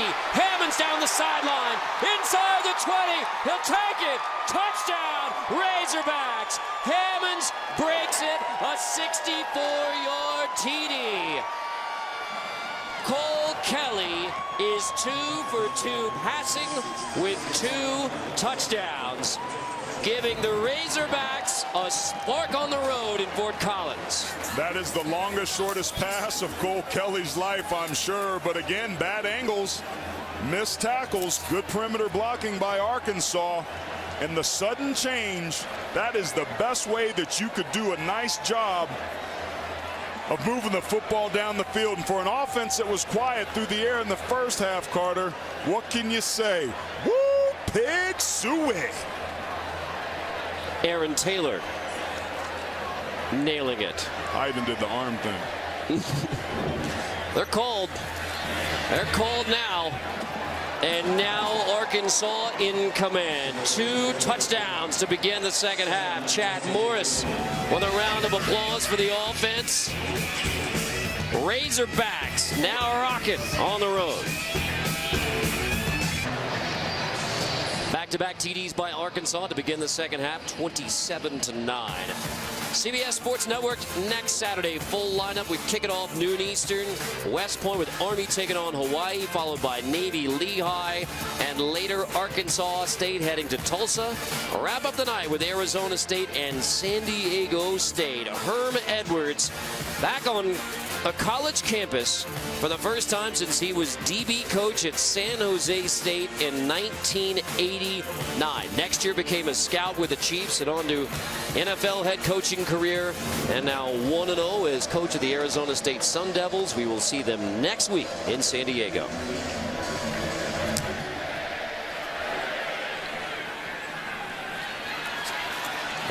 Yep, Oregon's going to bring it out against the advice and should have taken that advice. Let's see, 14, that's a difference of 11 yards by bringing it out for Anthony Hawkins. Well, this was a key turning point in the ball game, I'd say. Well, it certainly was, and anytime you can get pressure on the quarterback and cause a turnover, it's good business. That front seven's been doing a nice job there, and then it was just a nice little flip pass down the sidelines. Seems like this offense really got revitalized when Cole Kelly came in, and it's really been a tale of two different halves. It's been all Razorbacks through the air in this second half, and really kind of breaking this game open. Colorado State got to get something going here quickly. That's not what I'm talking about. What I'm talking about is Brenton, New York. A&M not going quietly against number 2 Clemson. Courtney Davis from the rolling out of trouble Kellen Mond for the touchdown. Aggies pulled to within 8 early fourth quarter. Carter, Aaron, back to you. Gig'em in College Station. Jimbo's Aggies. Oh, how monumental would that be for Jimbo Fisher and the Aggies? Carter Samuel, 2nd and 10 over the middle. That is caught. We'll see. Olabisi Johnson, and they are saying it's a catch. Razorbacks don't think so, but it is ruled a catch. First down. Ruling on the field is a completed pass for a first down. I thought that was pass interference by Cameron Curl, the safety. Rams trying to hurry up and snap it, and did they get it off? Nope. The review booth, the booth upstairs wants to take a look at it. Or Arkansas used a timeout to give the replay booth another chance to look at it as well. We will see. For a challenge. Before Arkansas caught the timeout, the previous play is being reviewed. The ruling on the field is a completed pass for a catch.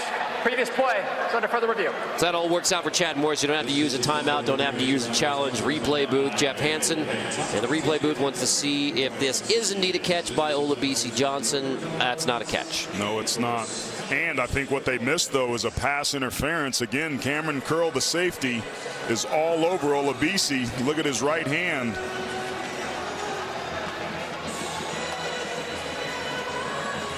Secondary's played rather well tonight.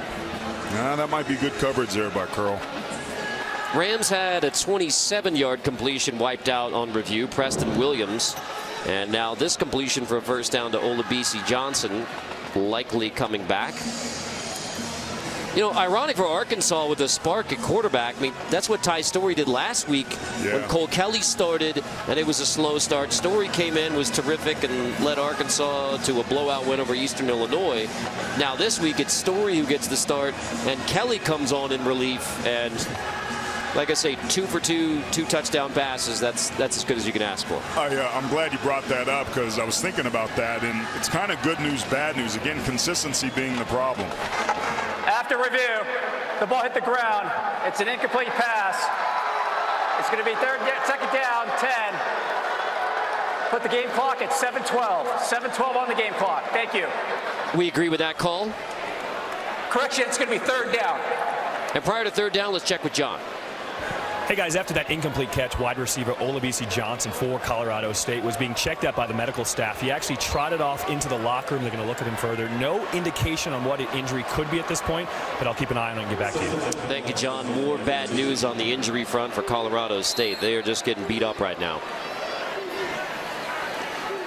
And after the incompletion, overturned on review, 3rd and 10.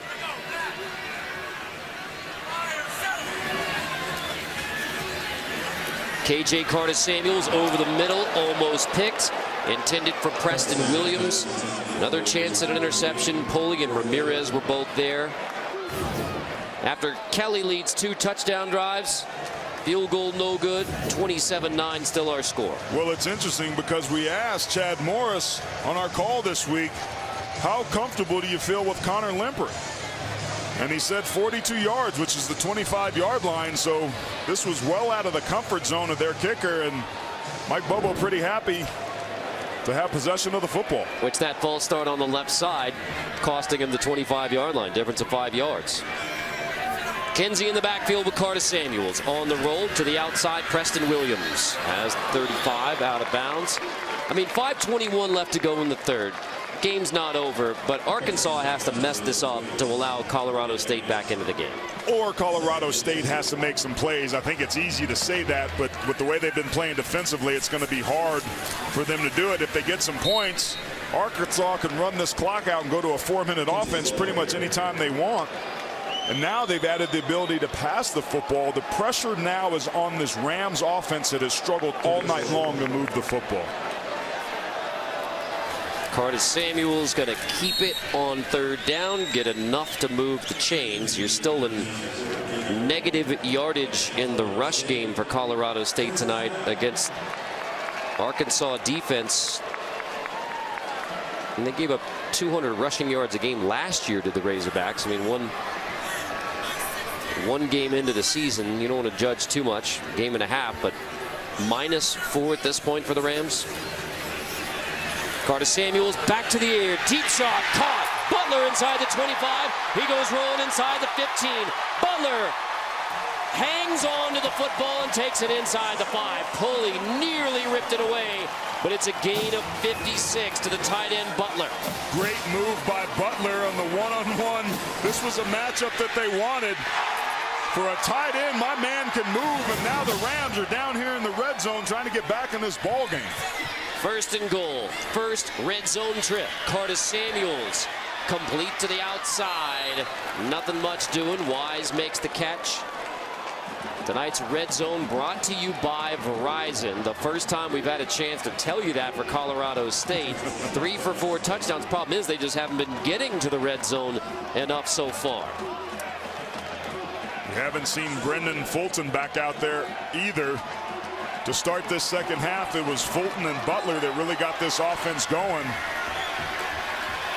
Watch KJ Carter-Samuel's legs or tight end pop passes. Curtis Samuels, there he is on the run. Razorbacks were ready and dropped Curtis Samuels for a loss on second and goal. And I'd say Dejon Harris, bumper pull together. Harris has earned the right to give them a tumble. Bad angle that time by Carter-Samuels. Went too far lateral. Probably should have took it up inside a little bit earlier, but that's really been the story of the night for the Rams. There's just no room to run inside. And this has to be 4-down territory, down 27-9. You got third and goal, under 3 minutes to go in the third.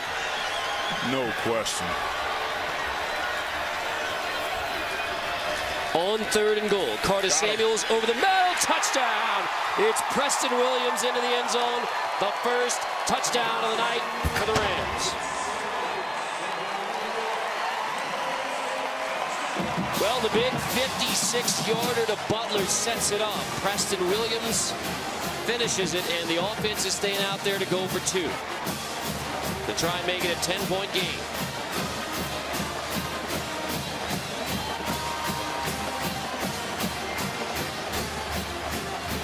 They're going for 2 here to make it a 10-point game, make it 17-27.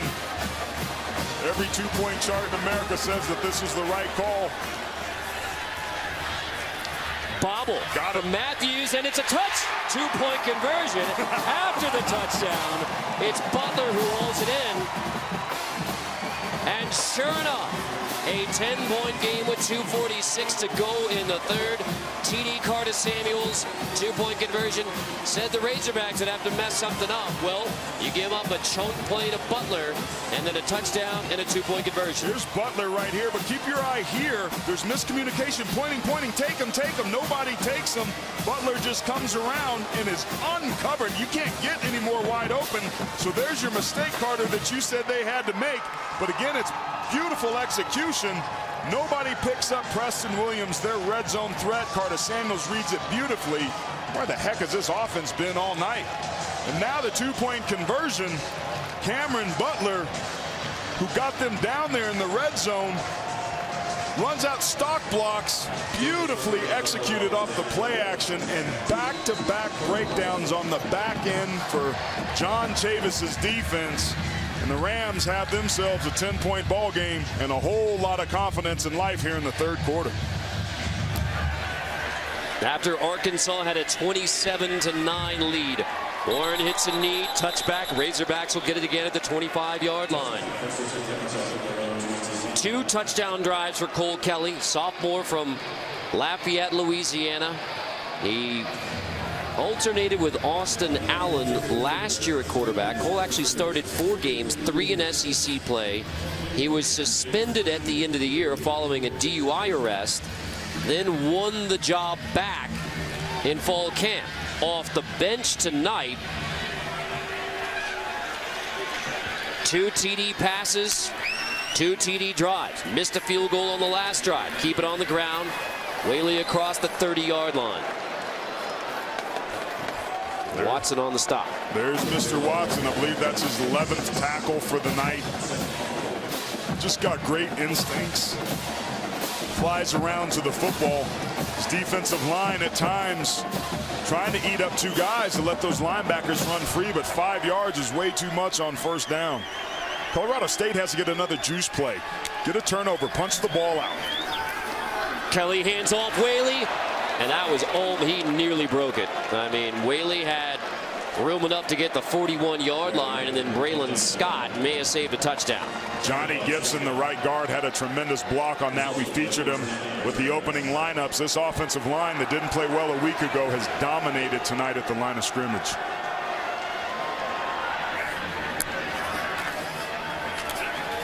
Whaley, right side, gets maybe 4 to the 45. Let's go back. That last run by Whaley. Yeah, just a good job of covering up. A hat on a hat. Look at that. There's nobody on that second level. Runs through the tackle right there. But anytime you can get it back to the second level untouched, you're doing some great things. And Scott's got way too many tackles for a safety. I believe that's well into the double digits for him tonight as well. If you're Colorado State, you got to think about bringing your safeties down even closer, but that leaves you susceptible over the top. Whaley has a new career high. Here's another shovel. Warren on the edge. Rams are ready for it this time. And a tackle for loss on the edge. Trey Sutton. I'll tell you what, Jordan Fogle got lucky on that time. He was setting the edge out there, the force player on the end. He's lucky that the back tripped, but here's another third down in critical situations. Colorado State's been able to get themselves off the field. They've had success and been burned blitzing. What are they going to dial up here on third? 35 seconds before the 4th quarter in a 10-point game. On third down, to the out, to the sticks, coming back to catch the football. That's a terrible spot. Yeah, and Petway makes the grab, but he is going to be short. It's 4th down. It is 4th down. Cole Kelly says, yeah, I feel like they should move it, and that's not what the official's going to do. So you got 4th down coming. Clock ticking now with 12 seconds, 9 seconds. They may think about this prior to going to the 4th quarter. The runner was short of the line to gain. The previous play is under further review. So stop it with 4 seconds left in the 3rd. Here's the deal. I think that that's a first down. He caught the ball. Whether they determine he had possession of it, he certainly caught it into his body beyond the sticks. But if they don't get it, I don't even think you think about this. If you're Arkansas, you got a 256-pound quarterback. Your offensive line's been dominating. If they, for some reason, don't get it, run a quarterback sneak up the middle. So looking to see, make sure he catches it too. A Petway going to the ground. Certainly looks like he maintained possession there, doesn't it, partner? Yeah, and going out of bounds. I mean, so let's see, the juggle before he goes to the ground. Oh, he's just moving the ball from one hand to the other. Ajayi does a little face massage for him as he goes down. And so now the question, if that's a catch, where's the spot? And let's see. After review, the ruling on the field stands. 4th down. Arkansas is averaging 6 yards a carry. So on 4th down and 1 with a chance.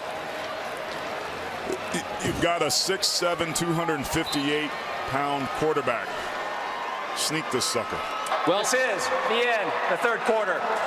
We will begin the 4th quarter with a 4th and 1 for Arkansas in a game that is getting tight in Fort Collins. 27-17. The 4th quarter will begin with 4th and 1.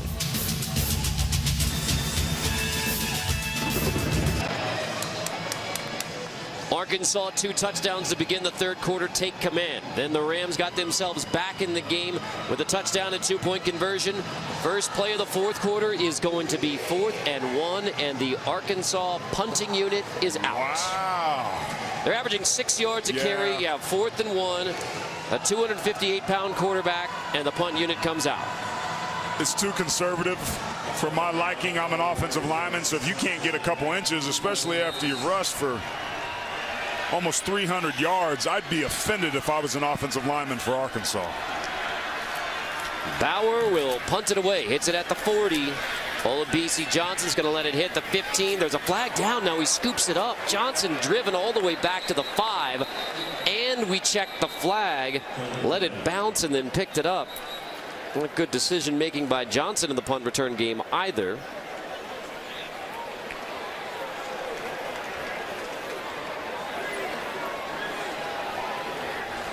During the kick, holding number 2, receiving team.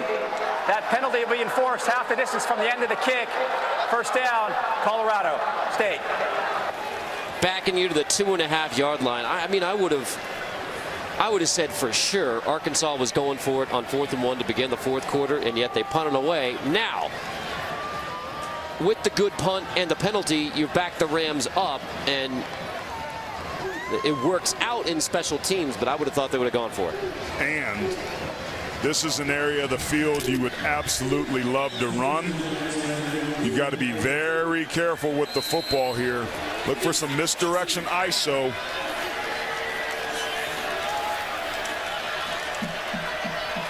Rams from inside their own 5-yard line. Play action. Curtis Samuels, quick hitter. Out of the backfield, that's Adam Prentice, the fullback, who makes the grab. That's a good play out of your own end zone. Certainly was. Well designed, well called, well executed. Play action to the play side. Prentice acts like he's going to block the end. Cuts up underneath, gets cut by the tailback. It essentially becomes like a pick play. He gets a nice chunk of space on first down. Breathing room on second down for KJ Curtis Samuels, the grad transfer from Washington. Izzy Matthews takes it. Nice right run. Side. That's one of the best runs of the day for Colorado State. Sets up third down and manageable. Anything that's not a negative run is a positive run for this team tonight. What I liked about it, look at his eyes. He stays play side and he hits it. There's no dancing around. He's just trying to get vertical. He's a physical runner. Nice job getting a very makeable 3rd and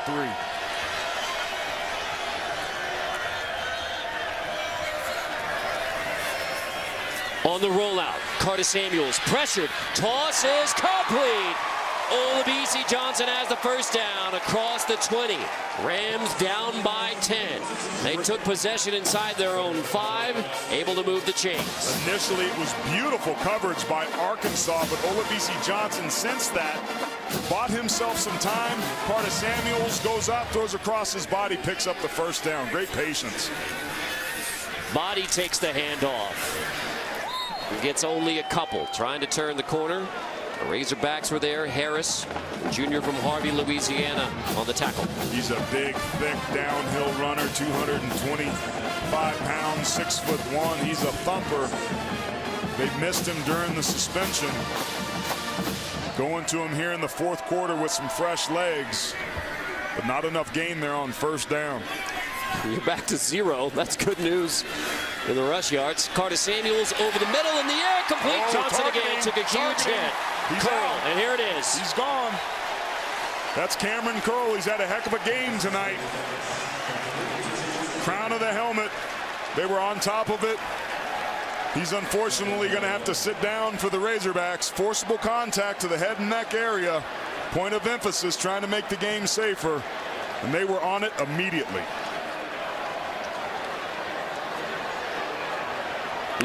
Might have been the left shoulder, though. This might have been shoulder. The ruling on the field is a completed pass. That's a clean for first hit. down. Targeting number 2, defense. Previous play will be under further review. Carter, that is a textbook bang-bang play with my naked eyes. I saw the exact thing the officials saw, but I think they're going to overturn this. It looked like a clean hit by Cameron Curl with his left shoulder, not his head. Remember, there's two facets of it. Forcible contact to the head or neck area. Man, there might have been contact there, though, on the left side of his helmet.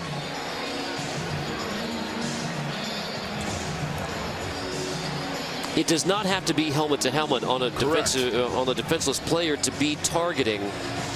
I mean, unquestionably, throwing the flag there is the right call, so it allows replay to take a look. So with that left shoulder contact, I mean, head or neck area, it's so vague. I think this is one of the parts of the rule book they can actually tighten up, because you say head or neck area, well, that's a huge area. So curl with a shoulder, even if you're getting that upper part of the chest, it's so close to be in the head or neck area, you throw the flag and now leave it up to the replay booth. And again, they can overturn this, leave curl in the game, and pick up the flag. Now in college football, for now, curl's ejected. Gosh, the more we look at this, Carter, I think that's just a beautifully clean hit. Exactly what the intent of the rule is designed to do. For targeting. Yep. The result of the play is a first down and 10 for Colorado State. I think that was officiated very well. You throw the flag on the field because it looks like targeting. Then the replay booth can have all of those looks at it to say that, in fact, was a shoulder to the upper part of the chest, and that's a clean hit, and therefore you pick up the foul and curl stays in the game. So not a mistake, I don't think, to throw the flag there. Not at all. Because it's reversed. That's exactly how they want to officiate it, and I guarantee you next summer when we look at all these film, that's a textbook teaching tape in a moment of exactly how you're supposed to execute that. Great job by this officiating crew. Still an 18-yard game, and still an issue for Arkansas, because now the Rams are rolling down by 10. Touchdown, two-point conversion. Last time they had it. Still not much on the ground, though, as body is stood up. Harris again on body. Right tackle gets smoked this time. Tries to go up to the second level. Knox is getting right there, just gets beat by the backer. Nice job coming down. And it's been like that all night. You got to get your head across the body and get a hat on a hat. Colorado State just hasn't been able to do it.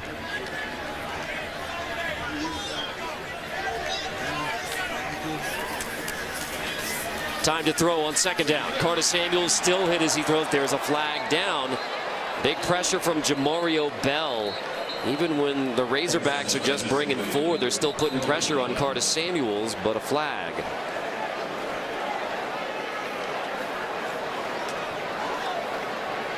Personal foul, hands to the face, number 1. Defense, 15-yard penalty from the previous spot, automatic, first down. That's the corner, Chevin Callaway, who's called. Yeah, he's coming on a corner blitz off this right side of the screen. Right there. Chevin Callaway, remember, had that big game early, forcing his own fumble and recovering it with a costly mistake there. So across the 50 now for the Rams. 8 points on their last possession to get within striking distance. To the outside, that's Matthews. Izzy Matthews tripped up. I like what I'm seeing out of Carter Samuels. He's hanging in that pocket. A week ago when there was pressure, he was taking his eyes from down the field and getting happy feet. He's not doing that tonight, and they're moving a ball as a result. Carter Samuels, downfield, caught, what a grab! Preston Williams holds it in heavy traffic. Right over McClellan. Williams goes up to get it, and the Rams are rolling again. Single high safety, one-on-one. Virtually no defense of that. Look at the hand strength and the body control by Preston Williams. John Snyder, the general manager for the Seattle Seahawks, is here, and he is one of the players he's very interested in seeing. First and goal. KJ Carter Samuels. Long drop. End zone. It is bobbled, and it is caught. Touchdown. Preston Williams has another remarkable grab. Touchdown. Rams. Williams. And from down 27-9 in the third, it's now a 4-point game in Fort Collins. That's back-to-back plays by Preston Williams. Look at that. The concentration, not giving up on the play, looking it into your hands. Doesn't get any better than that. And look at the Washington transfer, KJ Carter-Samuels, celebrating the big catch for the touchdown. The former Tennessee Vol hoping to give the Rams a chance late to upset the Razorbacks from the SEC. Wyatt Bryan's PAT makes this a 3-point game. 10 straight completions by KJ Carter-Samuels. The last 2 go to Preston Williams. And the Rams indeed stalwart.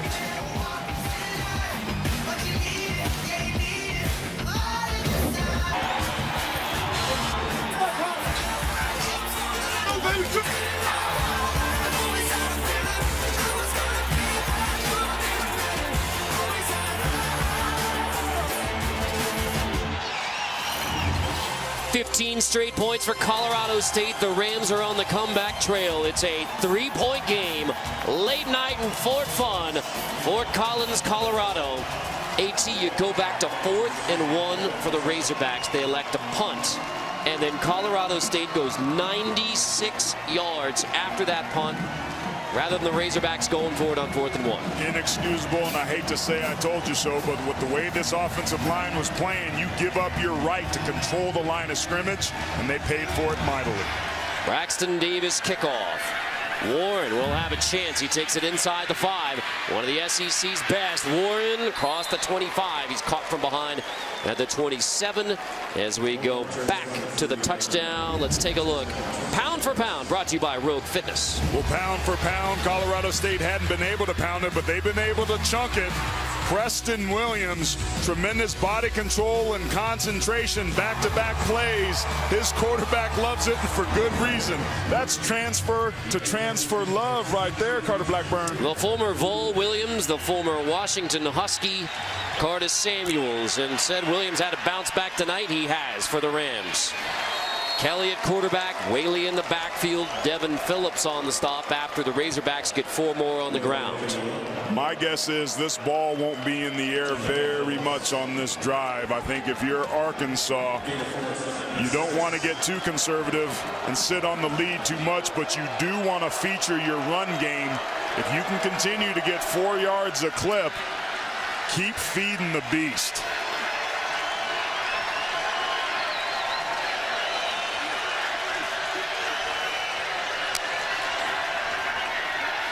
I'm going to toss it here. Quick hitter.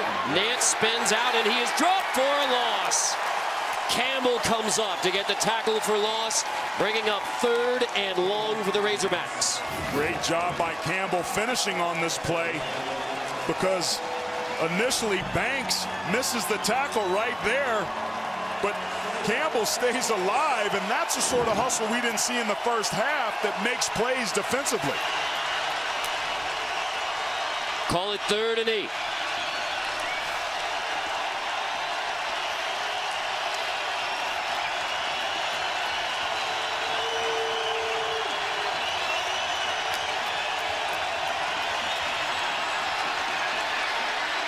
Kelly on the roll. Kelly is going to toss it. Dangerous. Incomplete to the sideline. Petway was open for a moment. The Rams close. Trey Thomas gets the pressure on Kelly. It's a 3-and-out for the Razorbacks. They'll give the football back to the Rams.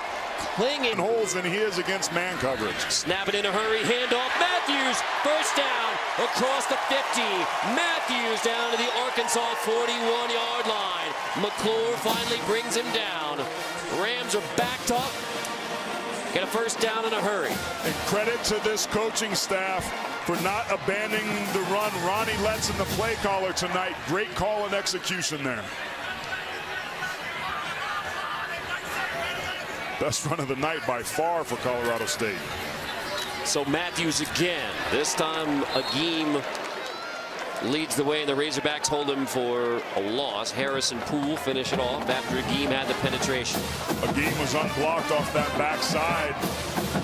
something was amiss there. They just slanted from the field, and the game was too quick. What you got to do if you're the quarterback is pull the ball and have a quarterback keeper and take advantage of them break and contain.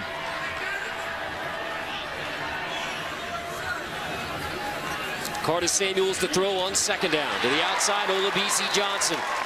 With a pad on the outside, Johnson makes the grab to the 34-yard line. Third down. His 5th catch on 7 targets tonight. He's the team leader. 13 straight completions for Colorado State. They are doing a beautiful job adjusting. Where's this been all game? I don't know, but it certainly looked good here in the 4th quarter. You're in field goal range right now with Wyatt Bryan. So on 3rd and 3, Curtis Samuels complete. First down. Butler hauls it in inside the 30-yard line. Why set up for 3 when you can pick up another first down against a suddenly backpedaling Arkansas D? I want to give a lot of love to Ben Knox, the right tackle, for cutting the defensive end that opened up that window for that low trajectory throw to move the sticks. 14 straight. Matthews motions out. Empty backfield. Curtis Samuels designed. QB run. Wide open. Lost the football. Rams hop on top of it. Curtis Samuels on the QB run. Fumbled it. But Colorado State quickly on top. Colby Meeks gets on top of the football.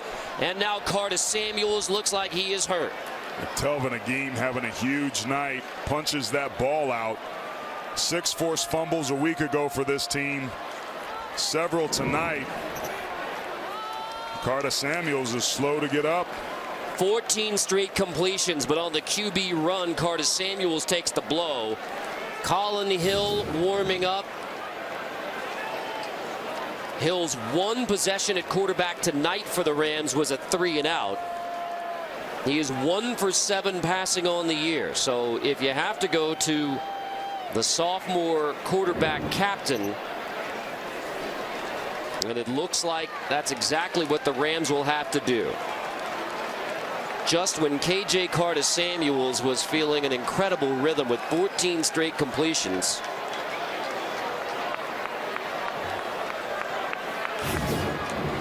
See him take a couple of deep labored breaths there. The way he fell. He's trying to get the ball. Winston already. The way he grabs his chest, you never want to speculate, but I wouldn't be surprised if we see KJ Curtis Samuels come back in maybe as early as after 1 snap. Well, Colby Meeks makes the play of the night for Colorado State, getting on top of that football. No question. Great hustle downfield. So here's Colin Hill, the sophomore, 0 for 3 tonight, 1 for 7 passing on the year. 2 ACL tears. He's coming back from the last one in March, but still voted a team captain, even though he wasn't healthy, and KJ Curtis Samuels won the starting quarterback job. That tells you what his teammates think of Colin Hill. High percentage safe throws, or turn it around and hand it to your running back. Don't put this game on Colin Hill, who's struggled so far this season. Again, you're in field goal range. So Hill pumps, tosses, goal line, incomplete, flag down. Williams gets tangled up with Ryan Pulley, and the flag is thrown. Hill's lucky that didn't get intercepted. I don't like that play call. I think they got lucky here. Good release. Pulley is in lockstep, but he kept his hands on him the entire release. Number 11, defense. 15-yard penalty from the previous spot. Automatic. First down. Might have gotten away with it, but he pulled the jersey. And now, just as you said, E.T., after 1 play, KJ Curtis Samuels is back. Can I speculate after he comes back? Because Yeah, to sure. me, it looked like he lost his wind the way that he fell on his chest. Let's go down to John. Well, guys, that's exactly what happened when the coaching staff talked to him. He pounded on his chest like he'd had the wind knocked out of him, had to sit out 1 play, and here he's back in the game. And it's 1st and goal with KJ Curtis Samuels under center. Matthews behind him. Play fake. Samuels, end zone. Williams, it is incomplete. Out the back of the end zone, looking for Preston Williams again. Can you blame An him? incomplete pass, 2nd down. Ball was thrown a little late and a little too high. Great job going up to get it, but his momentum carries him out of bounds. The one-handed catch, tries to drag that back toe, but his right leg was clearly out. I really like play action down here. Cameron Butler, your tight end, has had a tremendous night. Don't be afraid to use that guy right there. On second and goal, Matthews going to take it. Pushing to the 3-yard line to bring up 3rd and goal from the 3. That was a run-pass option that they elected to run and hand off because Cameron Butler acted like he was blocking and then released. If you get in the end zone, you take the lead. If you get 3, you tie the game with under 6, and you really put the pressure on Arkansas. You dial up your best inside the 5-yard line play when you're down here. Colorado State doesn't want to tie this game. They need to take the lead here. Get it to your best playmakers' hands. Carter Samuels backpedaling, tossing to the end zone. It's incomplete. Missed it wide. Wise was the intended target, dragging across. So here's the field goal unit coming on. 4th and goal. And Wyatt Bryan, who is 3 for 3. He's hit from 55, 46, and 44. So this one counts as a chip shot after that. Sometimes those are the hardest, Carter, just like short putts. This is a bad angle.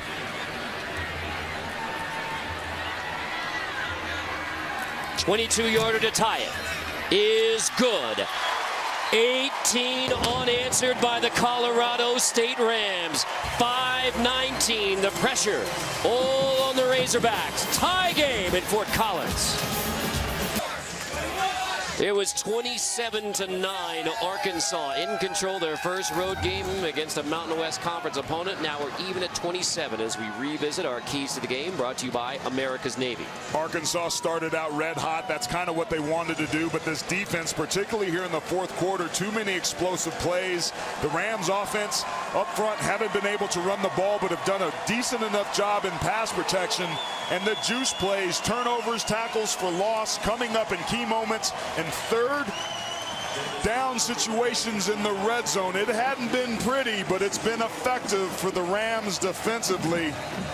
This team upbeat all week in practice, 0-2 with an SEC opponent facing them.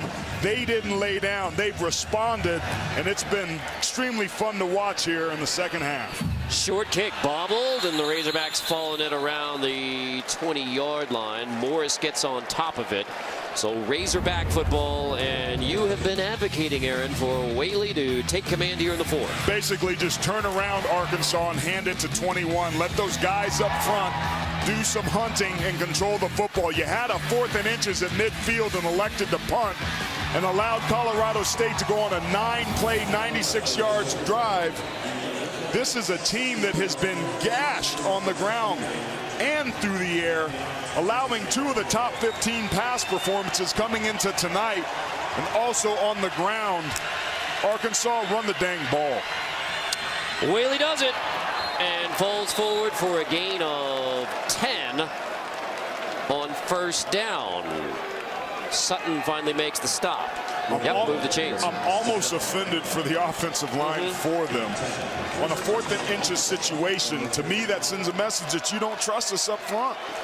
Well, they were averaging 6 yards a carry. That was the first play of the 4th quarter, punting on 4th and 1. But now, with under 5 minutes, you're in your 4-minute offense now. Colorado State has 2 timeouts, but the Razorbacks can control it. Fake the shovel toss, give it to Whaley. Straight ahead, he falls forward. That's 5 more yards on the ground. And what I saw there by Cole Kelly, he snapped the ball with 6 seconds left. That 40-second clock, bleed it all the way down to about 5 or 6 seconds.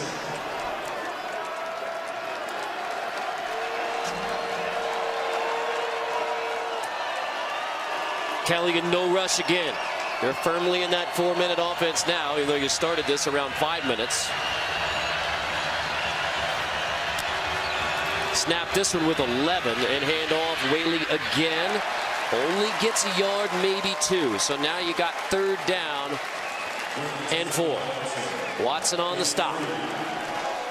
This is an interesting situation. I think you continue to run it. Maybe you do a bootleg and give a two-way go to a quarterback that's pretty heavy. Colorado State has to be expecting run, which is why a play-action call or a two-way go is probably a good call. But given what we saw earlier, turn around and hand it off. Go naked. Kelly rolling on 3rd and 4. Kelly's going to take the sack at the 25-yard line. Emmanuel Jones off the training table, back onto the field for a sack, forcing 4th down.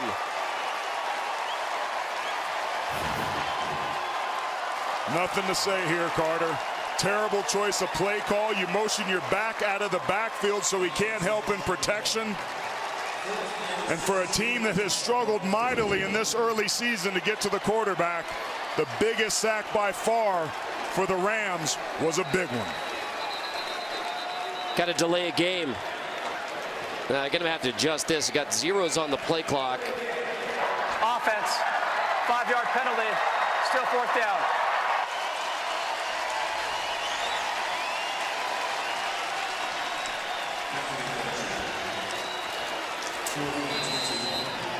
Delay a game. I don't think Chad Moore thought that the play clock was set right. Nonetheless, it's a 5-yard penalty. And so now Colorado State's going to get the football back in a tie game. Johnson makes the grab. Johnson tripped up. And Olabisi Johnson doesn't fair catch. 2:38 to go. Ram football. Tie game. College football on CBS Sports Network is sponsored by America's Navy. It's not where the sea takes you, but who it makes you. By over 6,000 independent craft breweries, turning the beer world upside down one glass at a time. And by Reese's Peanut Butter Cups. Tied at 27, 2 minutes, 38 seconds. Both teams have 2 timeouts. The Rams have scored on their last 3 possessions. So a touchdown, 2-point conversion, touchdown, and field goal. 18 straight for Colorado State. And they will have a chance to take the lead with a football in 2:38. KJ Carter-Samuels missed all of 1 play after he had the wind knocked out of him.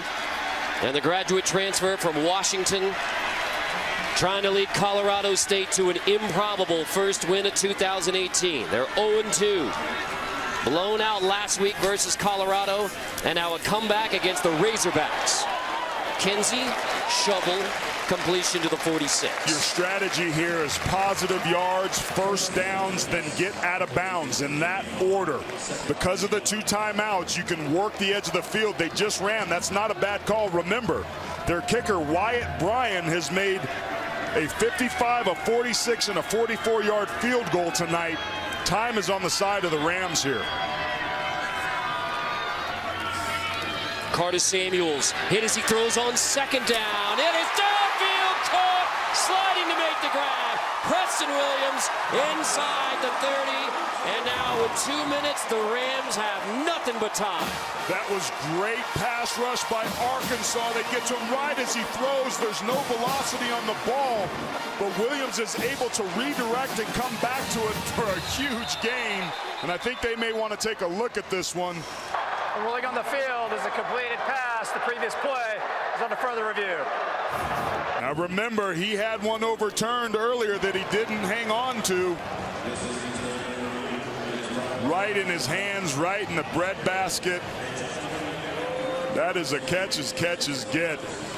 Man, Arkansas was so close. That young offensive line of Colorado State held up for as long as it absolutely possibly could. Preston Williams, who's been by far the offensive star tonight, comes up with a huge catch. And how about KJ Carter-Samuels hanging in there, keeping his eyes downfield, keeping the play alive, launching essentially a prayer for the big first down. Rams have had 2 catches overturned in this game. This one we think will stand. And here's the call. After review, the ruling on the field stands. It's a completed pass. First down, Colorado State. Rams are in field goal position right now. 1:51. Arkansas 2 timeouts. If you're Colorado State, you want to use as much time as possible now that you're inside the 30-yard line. Force Arkansas to start using timeouts here. Set up, I mean, end zone's great, but with Wyatt Bryan, a terrific kicker, I mean, the Rams are set up right now.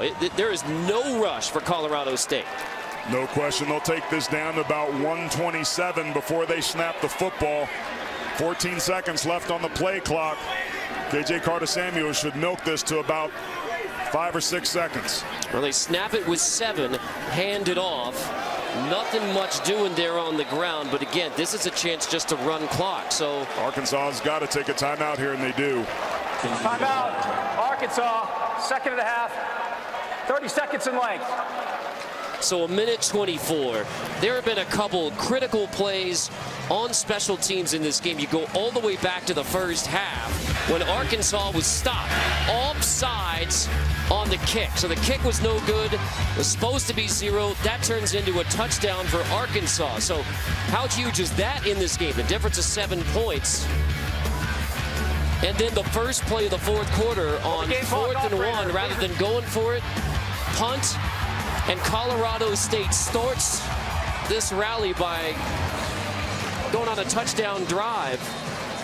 And that was to begin the fourth quarter. That was the 9-play, 96-yard touchdown drive by Colorado State. Those two loom very large on both sides right now. You can't afford to play it safe when there's so much on the line. This coaching staff, in my opinion, in critical situations, should they lose this game, will look back on those moments where they played it safe and regret them. 1 timeout left for Arkansas.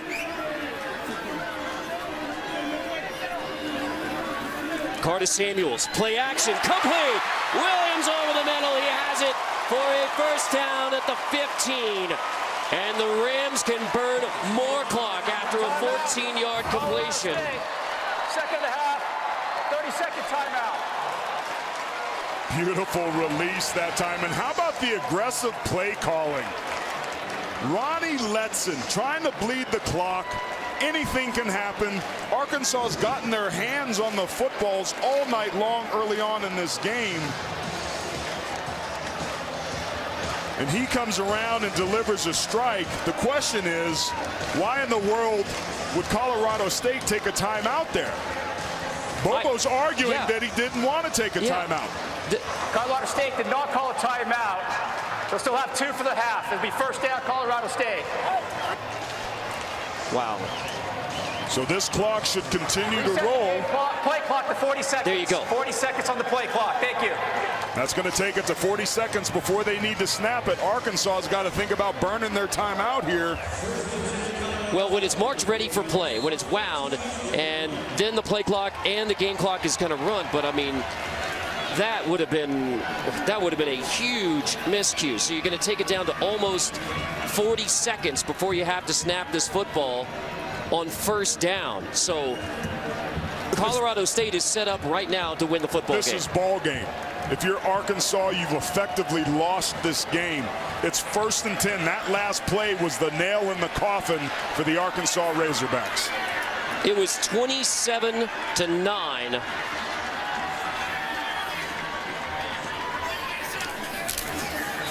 So here's the handoff. It's Matthews on the right side inside the 10. Go down. Matthews goes down. Don't even need to take it into the end zone now. You have a chip shot field goal for a kicker who is 4 for 4. And Colorado State is in position to beat the Arkansas Razorbacks for their first win of 2018.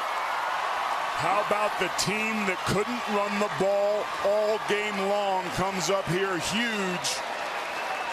Absolutely the right decision by there for Matthews to go down rather than take it in the end zone. No question. So now 15 seconds, 14 seconds. Carter-Samuels is going to hand off into the end zone. Stood up, touchdown! There's 8 seconds on the clock. But for now, Izzy Matthews into the end zone. Touchdown, Colorado State. Trailing 27-9. 24 straight by Colorado State. 8 seconds away from an upset of the Arkansas Razorbacks in incredible comeback fashion.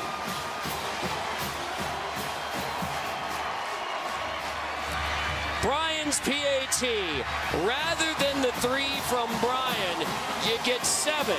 But you leave 8 seconds on the clock for Arkansas, paging Hunter Henry.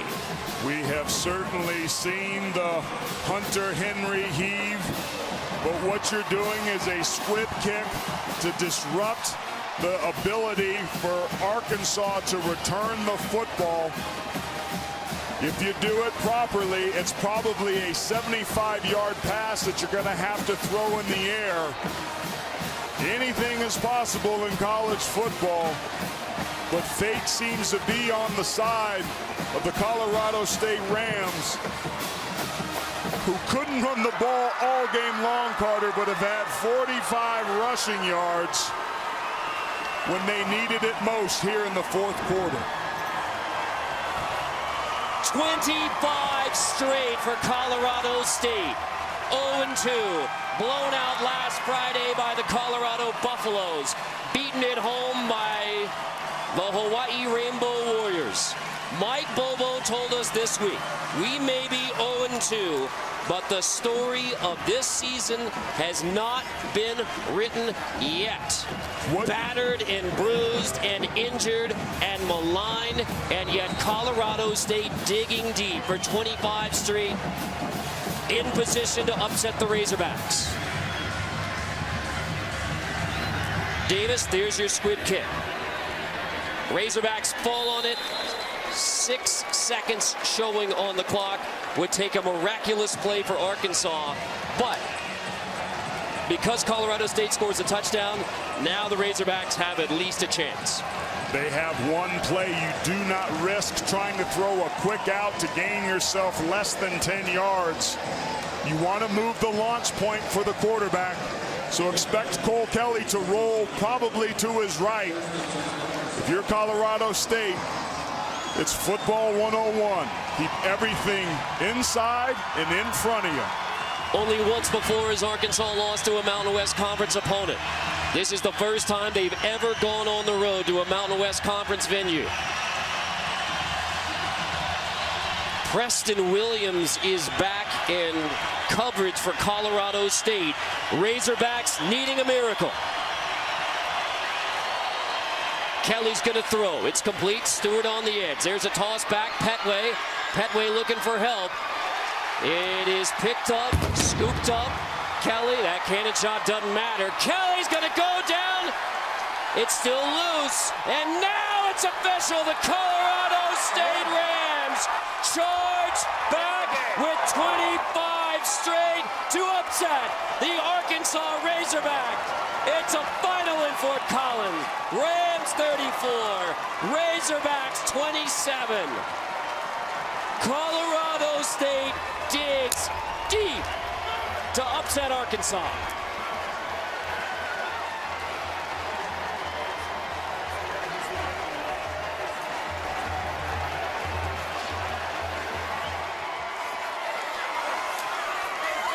For a man who spent 10 days in the hospital while his team was in training camp, this is going to, be a victory that reverberates very deep for Mike Bobo and Colorado State football. The greatest game ever invented, Carter. Mike Bobo in our meeting yesterday, I said, what did you ask your team? What did you charge them with? What was your message? He said, we're done talking. No words. I want to see action. Tonight, there was action. Well, I said it in week 0 here in Fort Collins. Might as well say it again. College football, we love you. The celebration is on in Fort Collins. And down amidst that celebration, John Schriffen with Mike Bobo. Carter, thank you so much, Coach. What a comeback. You're down by 18 in the fourth quarter. What changed? Well, we talked about all week of believing. And, you know, not having hope. Hope wasn't a strategy. It's about our preparation, fighting for 60 minutes. And we talked about not growing weary, keep throwing punches. I'm just so proud as a team for believing, playing for each other, played for 60 minutes. We're far from a perfect product. We got a long way to go as a football team, but that was the first step tonight of playing for 60 minutes and playing for each other. It seemed like every time you guys needed a first down or a big play, you went to Preston Williams. Talk about his performance tonight. I thought he played exceptional. I really thought everybody played exceptional, but he made some big-time plays in some big-time situations. Our defense in the second half bowed their neck, made some great third down stops. They just kept playing. Guys were talking on the sideline, Coach, we believe, and that's part of it. You got to believe in yourself and believe in the guy next to you, and that was the first step. Again, we got a long way to go as a football team, but if we'll keep throwing punches and don't get tired of that, we'll have a chance. Last one, Coach. With everything you've gone through this season, with your health, you start the season 0-2. People counted you out. No one thought you could beat Arkansas. What does this win mean for you right now? I mean, it's like life, man. What are you going to do? Are you going to fold up and run, or are you going to fight? And that's the great thing about this game of football. It teaches young men how to fight, and not for themselves, for somebody else. And that's what our guys did tonight. Coach, what a win. Congratulations. Thank you. No one to celebrate in Arkansas right now, but around college football, many who love Mike Bobo, thrilled to see this result in Fort Collins, 34-27 for Aaron Taylor, John Schriff, and our entire crew. I'm Carter Blackburn. Mike Bobo gets to celebrate with his father, George. Rams win it in dramatic come-from-behind fashion. Now we send you back to New York. Brent, Houston, and Kevin inside college football.